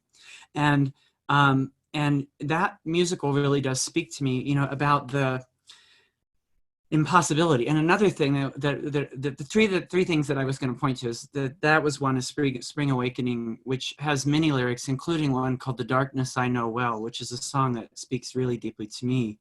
And this experience of like no good option. And the other thing was Sophie's Choice, the movie 1982 was Sophie's Choice. And for those who don't know that, it's the conceit, the central conceit of it is that a woman being forced to choose which child will live, because if she doesn't pick one, they'll both be killed. I mean, it's absolutely this type of thing that we are often pressed to during a Saturn-Pluto experience. Like we live with awful choices, awful experiences, and that is before day rushes in with hope about that, it might be okay to just be totally fucked, you know, like in that. And I've sat with so many people who are totally fucked, like, and I have been that in myself. You know, I cut my teeth on people who were ritually sexually abused, and I myself was ritually sexually abused. It's actually okay to feel these things and be in the fear. I loved what Becca was really, you know, with a really, you know, like just that fear, like it could be okay to dwell there. Probably the thing we will need, though, is the Cancer polarity that says hold each other, be in it together, right? You know, like Capricorn, often the independence urge is quite strong. I have to pull myself up on my bootstraps, but if we can actually join each other in the fear and the fuckedness, that's what I see in that, because otherwise you end up with a Cold War. And that was the other event that I was thinking about in 1947, is often seen as the real opening of the Cold War. And what is the Cold War? It's a terrible way of managing fear. It's like freezing, and Cold War is the perfect description of the trauma response in the body, to freeze rather than to find a way to own and enter the fear and be with it together and stay with it. We sort of armor up and no, I don't want to fear that, you know, be there. And at the same time, we're absolutely terrified inside. You know, it's sort of a double play, which doesn't give any help when you are both armored against the fear and utterly in denial of the fear. That is a state I see many of us in when we are in this. I am really amazed by how that happens. And so you don't want the Cold War state, you know, it's like, how do you thaw out and be in that place? It's safer than it looks to be totally fucked. I don't know what will happen. And that's what I have to say to people again and again when people come in with those places. If I decide to rush in with a solution, it's like, what a disaster, right? And we all know this from sitting with people doing readings. I know every person here has sat with people who are there, and the temptation is strong to like provide something really fast. But sometimes you can actually just sit there with someone and be with them in it. And that's to me the Cancer side of this. And that's what, you know, some of these pieces, that's where it takes me. And then you know something that you can know in no other way. And you have become empowered in a way that you can't even explain. How did you get through that? You can't explain it, except often you can say other people helped me, right? Like that you can say, because there's no doing it alone. That is, well, maybe there is sometimes, but at any rate, I would say if not the human world, the archetypal world comes to the rescue. But somebody's there to help. But otherwise, but you do know something. You have come out of it with a core that is inviolably true and authentic power. If you have been willing to dwell in it, you know, that's my sense. The lyric from Spring Awakening that often speaks the most to me is this one who says, you know, there's a part I can't tell about the dark I know well. And she's talking about her father sexually molesting her. And it's a terrible, terrible thing, but there is something that when we go into that, and a lot of people will have these dark things, by the way, right, surfacing and reactivating during these times, right? This is one of the things that it will dredge up the shadow, as people have named. And the question is, can we be with that, hold with it, co-experience it, mother each other through it? You know, if we think in Cancer, and we also think of Almathia, right? Like you're giving birth to something, but you've got to do it. Oh, and that was the other thing. I just loved what I believe Becca also said about, you know, it's death. It's not just transformation and rebirth. Like, you know, you got to, you know, death, like that's part of it. I think she was talking about Hillman, you know, I'm a bit of a Hill maniac myself. I think we're in good company. I think quite a few of us are fond of Hillman, if he's cantankerous. But this is the thing that really speaks to me. So yeah, that's my offering there. Thank you, Jason.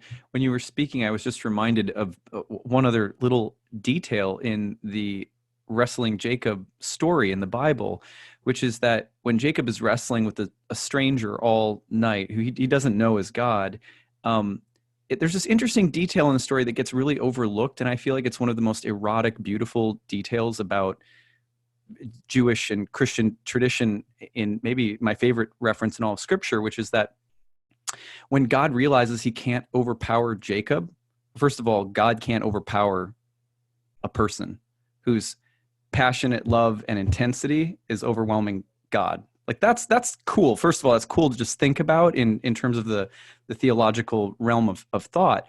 But then he strikes Jacob on the hip and dislocates his leg, and in a sense is immobilizing him. And I think about the hips, and astrology, of course, is very Jupiterian. The sense of mobile fluid motion, a sense of going somewhere, you know, et cetera. And I just think it's amazing that story involves being debilitated and you know, God not being able to overpower this guy and sort of dislocating his hip. And I remember growing up, you know, that it was almost like taboo to talk about that part of the story, and I was curious about it. And I guess we're just reflecting on it very briefly. What I'm struck by is that when we wrestle with this, really deeply wrestle with the archetypes, that they may dislocate, they may dislodge, they have death blows that they send. And somehow if we stick with it, as is what I hear Jason saying, we somehow have a stubbornness to be with it, and hopefully to find some softness and care and concern around us, but stick with it, that somehow that's a part of the newness in our consciousness and our psyche that's coming through it. I think it's interesting to think about it that way. Anyway, that was a detail of the story that I had forgotten that popped into my head as you were speaking. Rebecca, can we come back to you before we open up for questions to close us? Sure. Hi. I love all of these points so far. So maybe I'll bring in a bit of a different angle contextually also. Maybe we can also look at what Capricorn is between Sagittarius and Aquarius, and to consider that, okay, we did so much aspirational expansion in this whole period where Pluto and Saturn are in Capricorn. We're dealing with the earth, we're dealing with our bodies, we're dealing with government structures and the results of past actions. And then we might not fix these problems that we're dealing with, our health, our bodies, our government, and our environment with the same means that we created them, right? As planets do move into Aquarius after. So, and, you know, quite soon, Saturn at the end of this year, Pluto in 2024. So just looking also at this time that we're in as a moment when we are very much dealing with this material world and the decisions we've made here, and on a personal level and on a collective level. I mean, I see this very much as the environmental crisis. You know, Saturn and Pluto is also that point in crisis, and it's also with our bodies and our food supply. So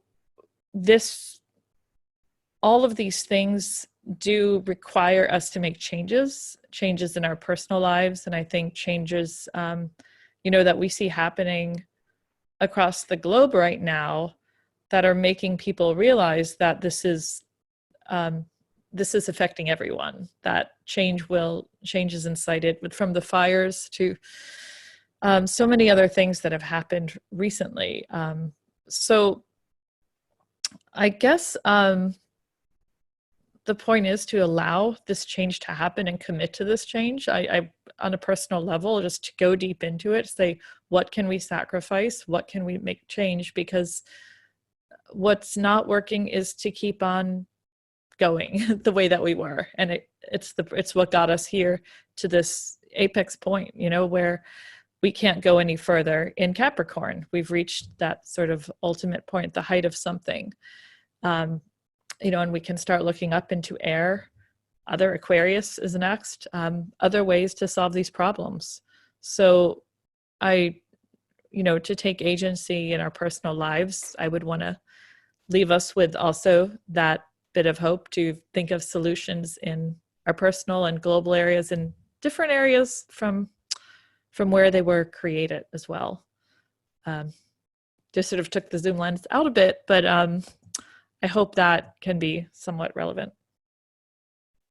Thank you. Well, this has been a really full discussion. We've gone in a lot of different directions, and you can feel the enthusiasm, I think the word enthusiasm, and theos, the gods within, coming forth as the evening has gone on. And yet we have 320 people who have been here along with us, streaming chat. I've been following some of it here and there. And I'm sure that there are questions maybe that people would like to ask. And I ask that we put the question out generally rather than to anyone specifically, so that way we could all have a chance to answer. We'll maybe take 15 or 20 more minutes to ask some questions if you have them right now. So if you would like to, please put it in the chat box. And then as you do, you're welcome to come on your webcam if you you know, want to say hello or anything like that. Let's just kind of start with questions in the chat box. Let's see. Victoria is asking, hello, how does the Saturn-Pluto conjunction influence the people who may be having their first Saturn returns? Other than making it more intense, is there anything that anyone would like to add to what this might mean if you're also having your Saturn return right now? Patrick. One way you could look at it is, instead of it just being more intense, I guess you could, there's potentially maybe there's more of a kind of historical kind of air to what's happened. Like, basically, this is like this is a group of people who are experiencing the Saturn return that we might actually remember, that we might actually have a name to refer to in the future. You know, they may have kind of they have sort of a title that we might refer to them in the same way that there are certain groups of people who we kind of designate a name for. We do this generationally as well, but in terms of like what makes the Saturn-Pluto return different as opposed to the regular Saturn return, well, it's this particular group of people who are, coming, making this, final transition to adulthood and maturity in a way that kind of intersects with this particular historical moment that is noteworthy in itself. It's a bit vague, but yeah, otherwise it is just kind of it's a Saturn return, but it's also more than that. That's what I got. Nice. Thank you. Lisa, you want to jump in? Yeah, so I mean, yeah, basically I do think it's just an intensifier, and for further specifics, it really just does depend on the specifics of the chart and timing and placements. And so there is more you can elaborate on, but not necessarily for everyone at once. But I would say in addition to it being an intensifier, it's probably good to remember that a Saturn return is both the end of a cycle and the beginning of the next cycle. And I think about the Saturn-Pluto conjunction in general as that way too, where sometimes it's more obvious what's ending, but it's not obvious yet what's being seeded as a new beginning. And particularly if you are someone who already has been or is about to be going through something that does feel more intense in your experience with your Saturn return, it's really good to try as best you can not to freak out and assume that what you see in front of you as your life is going to be the way it is going forward. Because sometimes there is more of a crisis moment during that time when Saturn and Pluto come together and it's affecting your chart more. But it doesn't mean it's going to be, something really important can be seeded in that ending, but you don't see that part yet. It's like a seed underneath the ground. So I don't know if that sounds cliche or not, but I've honestly, I'm not saying as a platitude, I've seen this in real people's lives where, particularly with people who have Saturn and Pluto together natally and then have their Saturn return, sometimes they have like real crisis points where it doesn't look like things are gonna, get less dark for a while. And it might take a while if it does go into the dark, which it won't for everyone, but if it does, know that even if you see no way out at this point, because sometimes that Saturn-Pluto does feel very constrictive. It feels like you're being pressure squeezed and you don't see a way out that's gonna get better. You'd be surprised at sort of the fruitful things that can birth from that moment. It just may take a while. So kind of hang on if you're going through it. Sam, and then Gray. Yeah, I want to speak to those who are having the second Saturn return. And I think it may seem a bit heavier than the first because of the added influence of Pluto, but I think it becomes more so about how you're thinking about preserving what deserves to live on as a legacy within the culture and what needs to die, right? And realizing that you do have that level of power at some level, whether you're participating it on the level of government or you're participating with it on the level of just dealing with your grandchildren. But it's some way in which you are recognizing that you are carving a legacy, which is, the normal thing that you might have with the Saturn return, but I think it feels weightier for those who have the Saturn-Pluto conjunction along with it, because I think it is dealing with like the long-term view, like what we've talked about in terms of environmentalists, in terms of their stamina, and then that, that kind of having the steely edge to kind of have the will. I think there's a lot more willpower that has to be asserted in terms of what we want to preserve within our culture. Thank you. Gray, you wanted to jump in too? Sure, yeah. I'd second, as far as the people I've worked with, second Saturn return, that I really like what Sam just said, especially in terms of what you want to take with you from the culture versus what you want to die away. I've definitely seen that come up. And combining that with people I've worked with in their first Saturn return, I would say the intensification thing is there, especially around claiming your authority, which you would always say, of course, with any kind of Saturn any experience like that. But it actually, I do think it's pretty intensified And also this extra part of as Jason said, the tension of being totally fucked. There is a the collective climate, sort of also what Patrick was saying, is going on right now. That is really coming up for the people I've seen at their Saturn returns right now. And I do think it's very much about being in that tension, being willing to go into that darkness, recognizing that whatever wounds are as part of that process, reaching out to other people for support, but really entering into that place is actually really necessary. And I would also say, even for myself, like not Saturn return, but I've been having a Saturn opposition, although that's over by degree now, but the Saturn Cancer Pluto Libra square people like me and Jason, and then as well as the Saturn Pluto Libra people that have had the Saturn square Pluto square. These themes, I'd say, are all just really intensified. Thank you, Gray. Yeah, I was just raising my hand like I was born in the early 80s. So I want to call a guest in to share something, because we had one person tonight. I got to see if she's still here. Sabrina, are you still here? Can you come on the camera? Yay, there's Sabrina. So Sabrina volunteered to be an alternate tonight in case anyone got sick. And so Sabrina was like our, potential, like I'll be there if something goes wrong and participate. And she's an amazing astrologer. And I just wanted to call her in and just let her answer a few of these questions as well, and turn people onto her work as well. Sabrina's a really great astrologer. And I'm going to ask you in a second if you don't mind telling people where they can find you, so that because I don't have it pulled up right now, but I think she's definitely on Instagram. She's got a website, writes a lot, has a lot of good stuff out there.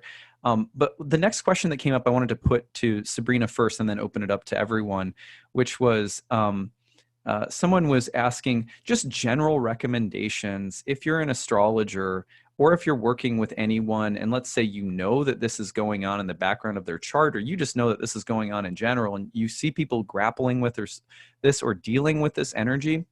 How are you counseling people right now to work with this, to work through it? And I know Sabrina has a nice counseling practice, so I thought we'd put that to her first and then open it up to the group. Oh, thank you. This has been really profound. Thank you, everyone. I, in my practice, go a lot to the personal and the psychological, and what empowerment people can find emotionally, where they can find reserves of power or resilience within themselves. The word steely tenacity from Lisa is sticking with me, of certain emotional skill sets and intellectual frameworks that we may need at this time to stay really present with what's happening and not numb or shut down. And I think that is a really important counterpart to whatever we're doing externally to address crises in our lives, or like social situations that we want to participate in and help. Thank you, Sabrina. It's just good to see you. I wanted to make sure we got you in here and said thank you for being there. So, we actually probably, there was probably like 15 other names that I thought it was like there'd be so many people that would have been so good to hear from. And I think this format is something I'd like to do more of going forward. It's fun to get panels together and have group think around some of these transits. I mean, we're all, in a sense, we all have our own spiels. We all have our own PowerPoints, our own charts, all of that. It's good to get together and kind of work together. So thank you for being part of the invisible gel that held this together tonight, Sabrina. And all of you too who are here with us. So let's spread that question around now. And I'm going to go through some other questions too. But anything else that you guys are saying to clients or helping people with in terms of just being present for and just sort of working with this? Any other practical advice that we could give that could be passed on to others?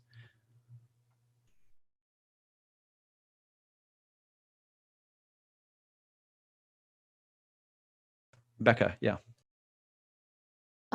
One thing that just kind of carrying on with what Sabrina said, and Sabrina, it was so nice to see you here.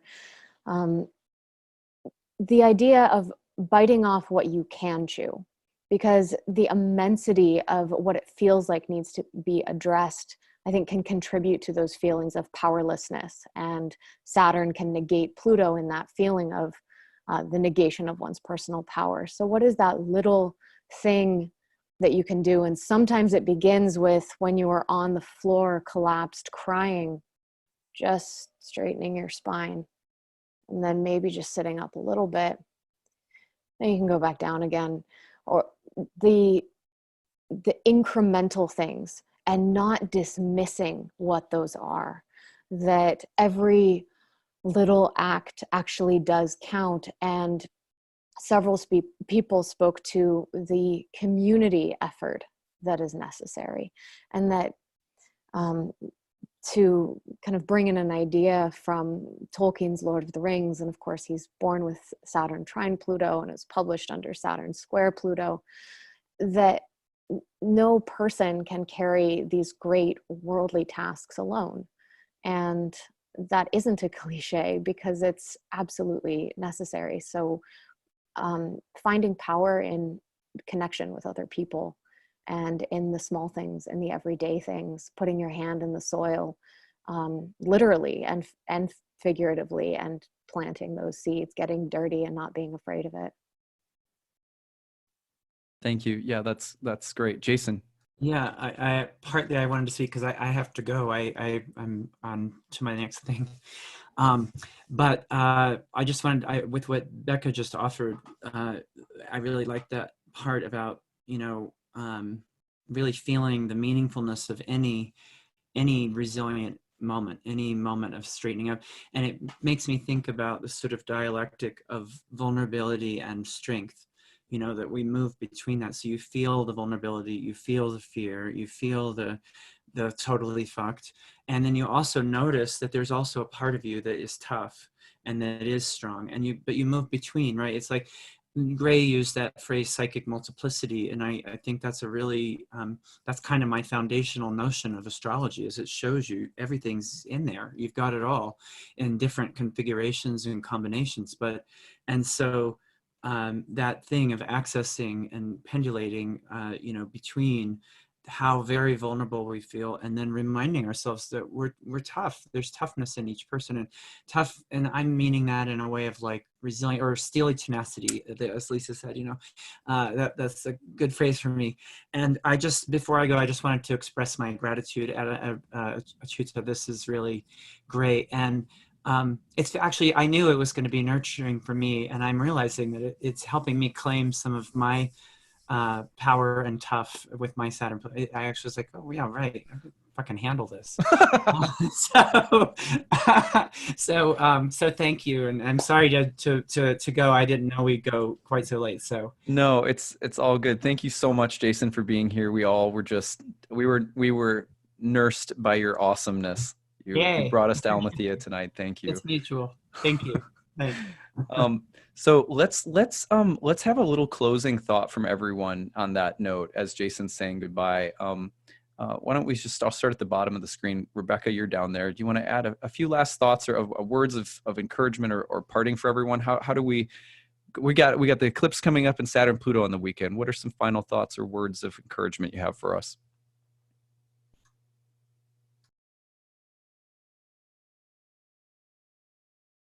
This is probably a really good time to simplify your life, to take off what doesn't matter to you.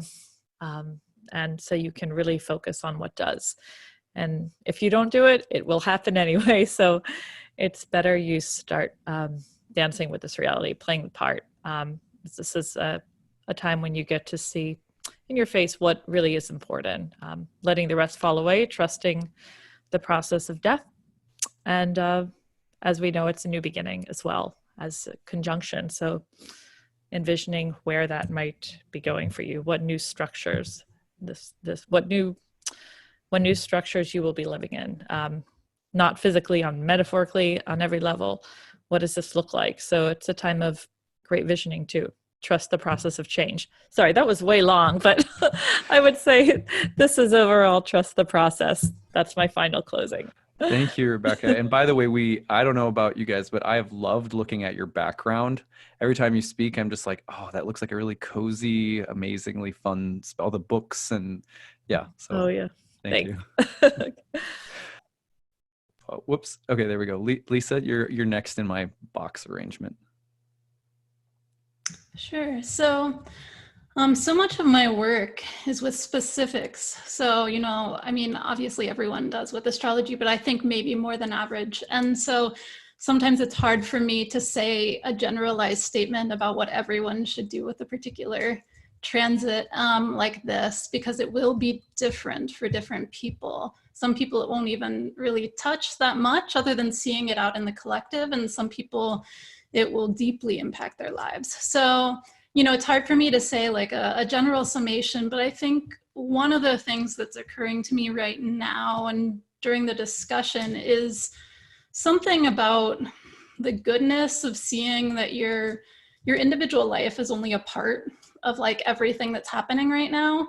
And whether that is, whether you're having a hard time in your individual life with the transit or whether you're not, there's something to be said. And I'm not saying that it, again, in a platitude way. I don't really like platitudes, but Pluto is about immense things that are bigger than you. And I was thinking about, I was mentioning in an online discussion a few days ago about the principle of like destruction gods as one of the sort of things you can see with Pluto and when Saturn and Pluto come together. And so sometimes you do, sit kind of in awe or in fear or in whatever of this thing that is much, much bigger than you.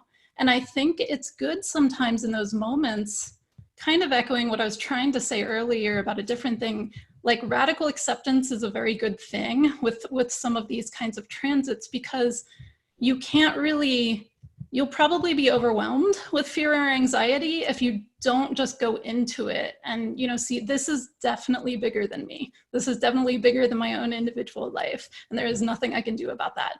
And that can be humbling, but that can also be supportive in the sense that you don't feel like you have to carry the whole thing on your own. And that's true even if it's happening to your individual life. Then it does feel more like you do have to do something about it. But anyway, I think just something about, it's not a 100% fully formed thought. It's maybe like 75 right now, but something about keeping those dual perspectives in mind, that you have to handle your own life, but also as you observe around you, at this time, this is something that's much bigger than you and is also not just intimidating in that respect, but that you are some small part of, but it is also bigger than you. So you're sharing this, whatever you're going through, basically, you're sharing it with a lot of people and you're not alone in that. Thank you. I really appreciated tonight. You've mentioned a few times the importance of recognizing something that's bigger, or recognizing that something is really bad, or, kind of allowing for that polarization to occur so that you can find the constructive way of entering into it or relating to it, because denying that part of it doesn't help anything. And I really am just hit by that, as well as your phrase, steely tenacity. That really stuck with me tonight. Thanks, Lisa. Mm-hmm. Becca, you're next on my Brady Bunch sequence.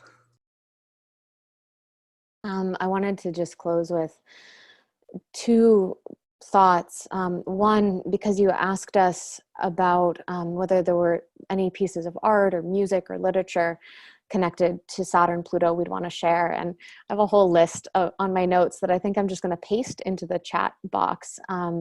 But I think that actually turning to the arts, to reading great literature, to listening to music like David Bowie and Freddie Mercury's Under Pressure. They both are born with Saturn-Pluto.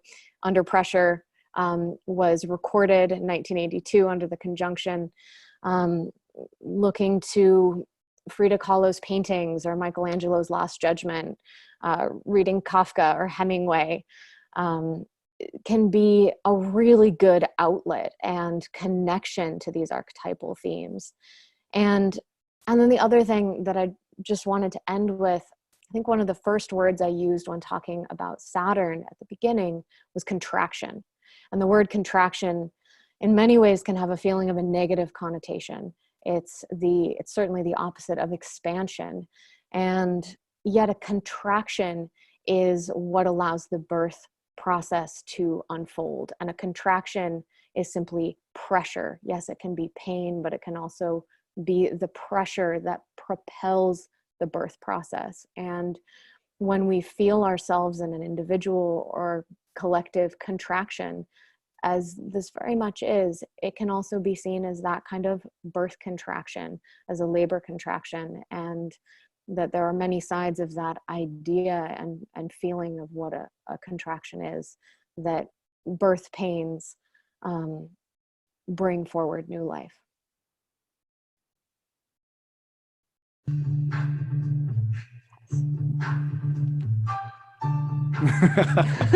I couldn't help it. I wanted to ask if you would play that at the end, and I wasn't brave enough. So. No, I couldn't help it. Thank you, Becca. Okay, now my Brady Bunch thing just got all messed up. Okay, Patrick. Hi. Thank you so much for having me be a part of this. It's so cool. So just wanted to say that in my sort of parting remarks. I wrote a whole article on like 5 tips for dealing with this, because it's like probably the biggest question I've gotten, more than anything, is like, what do I actually do about this now that I know this is happening? And I'm not really huge into remediation or anything about that. I don't really know a whole lot about that, so I'm just kind of approaching this as a layperson in many ways. I'm not a therapist or a doctor or anything. But I think number one thing to remember is that it's temporary, so there is an end point to this. But I think another way to think about this, though, that is also comforting, is that it's not temporary, that this is part of an ongoing kind of cycle, and that we've lived through these things before, and we will again, and people have lived through these kinds of transits before. This is not new, so in that sense it can be sort of comforting. Oftentimes you see on a historical level that the way in which one cycle seems to sort of wrap up, it kind of sets the stage for a totally different type of thing. And I know we've used this word beginning very positively, but sometimes I've often seen with the Saturn-Pluto cycle that the beginnings are beginnings of kind of bad things. So obviously we are now coming towards the end of this sort of war on terror cycle that started in 1982. It came to a climax at 2001, and now we're reaching some sort of conclusion to this. But whatever way this sort of shakes up, this will be setting down the seeds for something else. So obviously we want to try to use this more positively. So I guess Saturn, in a positive sense, I think Saturn demands sacrifice or a promise. When we talk about initiating structures, I think that means setting down a routine, setting down a new situation that's going to work. So depending on what house that falls in for you, depending on what house the Saturn-Pluto conjunction happens in, that can kind of give you a sense of what area of life you may need to make some sort of commitments, or promise to do something better for the future, or a sacrifice if it's a question of excess or a disorder. In a very straightforward way, Saturn has been in my 6th, and so as some health issues have come up, I've had to use this transit for myself to just take care of myself. So obviously that's not bad advice for anyone to take, but depending on what area it's happening in, you can ruminate on what part of your life kind of needs to be reordered to be better. And so I think that is what I would say is think of what you'd sacrifice or what you would reform in your life as you set down your new intentions for this new cycle of terror and resiliency to terror. Thank you. Can you hear me? Yes. Okay, good. Hold on. Let's get this sound clip for you. I'll be back. There we go. That was for Patrick. Thank you, Patrick. Okay, so next on my Brady Bunch squares of honor is Sam. Well, first, Under Pressure has been playing in my head this whole time. So Becca, thank you for mentioning that, because it's like been right there. I was like, yeah, Pressure. And I've come to believe Steely Tenacity probably should be the name of a band. I wish I had a band that I could give a name to like that. There's a sequel to Steely Dan. Right? So I think what I would say is that shit gets real, get real back. And I think, the facade, whatever facade you've constructed is about to drop, or it's time to drop it. And I think the facade has probably been some fear you've constructed. And that reminds me of a corny acronym from the 80s or 90s, which is fear is really false evidence appearing real. And so I think it's important to kind of tap into some measure of your essence. And going back to what Jason was talking about with Capricorn, I relate Capricorn to evolution, and I relate evolution as like the development of essence in form. And I think there's some measure of a cultivation that's starting to happen, both personally and in terms of what's happening in the planet. And it's important for us to become attentive to our essences, to drop our facades, get back to what's real, and when confronted with things that are false, right, to move through them. So that's what I would say. Brilliant. Thank you, Sam. Thank you so much. I don't have a clever sound cue. And thank you for this. This was great. This was wonderful. So thank you. Yeah, thank you.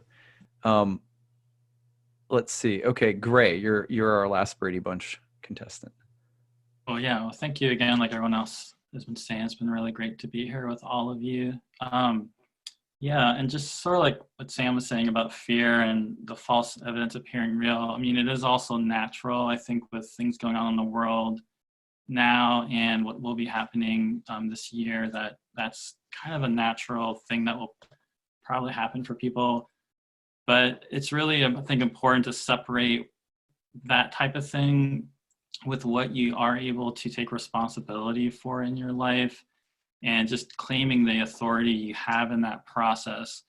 Whether that is, as Becca was saying, just kind of straightening your spine, pulling yourself together if you are really upset about something, if you're somebody that has something really hard hitting you, actually with the song Under Pressure, the refrain of, people in the streets, taking the responsibility to look out for other people in your community, doing your part to see how you can be helping other people around you, seeing how you can be in service. If you are somebody that isn't in that bad of a spot, there's other people going to be around you that are going to be, and would probably could use your help. And like we've kind of kept saying, I just think it really is important to do this inner work, and really exploring that inner part of ourselves. And the idea of engaging in a process of creativity and getting into the arts, I think is a really wonderful way to do that, as Becca also mentioned. And keeping with the David Bowie theme, I think the album he came out with at that that Pluto-Saturn conjunction was the one with Let's Dance on it. So yeah, we can also put on our red shoes and dance the blues. Thank you, Gray. By no means do I want to I'm not trying to have any final word here. I'll just put in my own 2 cents, as we all are. For me, and everything comes back to really my spiritual practice, which is something that my heart's so deeply absorbed in these days. And in Bhakti Yoga, one of the things that's so important is that it's a form of yoga that's not into renunciation, trying to overcome, conquer, or renounce the difficulties of worldly experience. Instead, and I think ancient astrology has something of this in it, all the astrology that comes down throughout the ages, is that we recognize through the study of archetypes, through the study of planets, the presence of the gods. And if you recognize the presence of these divine symbols and myths and metaphors, and it's so unique, it's such a privilege really to be able to see something of divine value, worth, in the midst of what we're going through. And if we can remember that, it sanctifies and makes sacred the experience, whatever it is. And so any emotion, any experience can become holy, even if it's terrifying. And I think that that's one of the reasons why it's so important to end with a thought of dancing, which Bhakti is all about. It's like, take any emotion and see if you can turn it into some kind of sacred dance or song. Or that's why it's also so important to that coming around here at the end, it's like that song, Under Pressure. It's similar in a sense that it allows us to feel the ecstasy of what's happening right now, not just something to manage, but something to allow to grip us and to feed our souls. So I hope that we've gotten that out of this evening as a whole. And I want to mention one last time, everything we collect from this evening goes straight to helping the fire relief in Australia. I'm going to put that link in the chat box. 15 to 25 is suggested. Please give whatever you can. And thank you so much to everybody for participating. By the way, everyone knows me as Adam Elenbaas. I recently was initiated in the Bhakti tradition. And so for people who are wondering, you should just call me Achyuta from now on, just Achyuta. Because I just notice people are a little nervous sometimes. What do I say or whatever? So you can just call me Achyuta. So thank you everyone so much for coming. And it only feels appropriate that I should click play on this as we're saying goodbye. So here we go.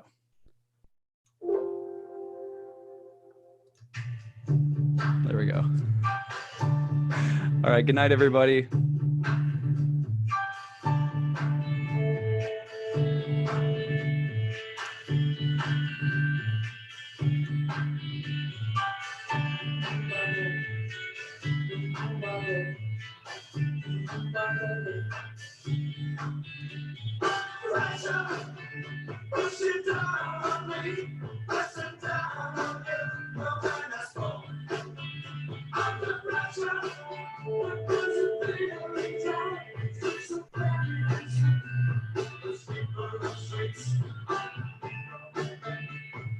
Hey everyone, thanks for sticking around. I'm going to tell you about the different rewards that we offer when you donate and support our channel in the year ahead.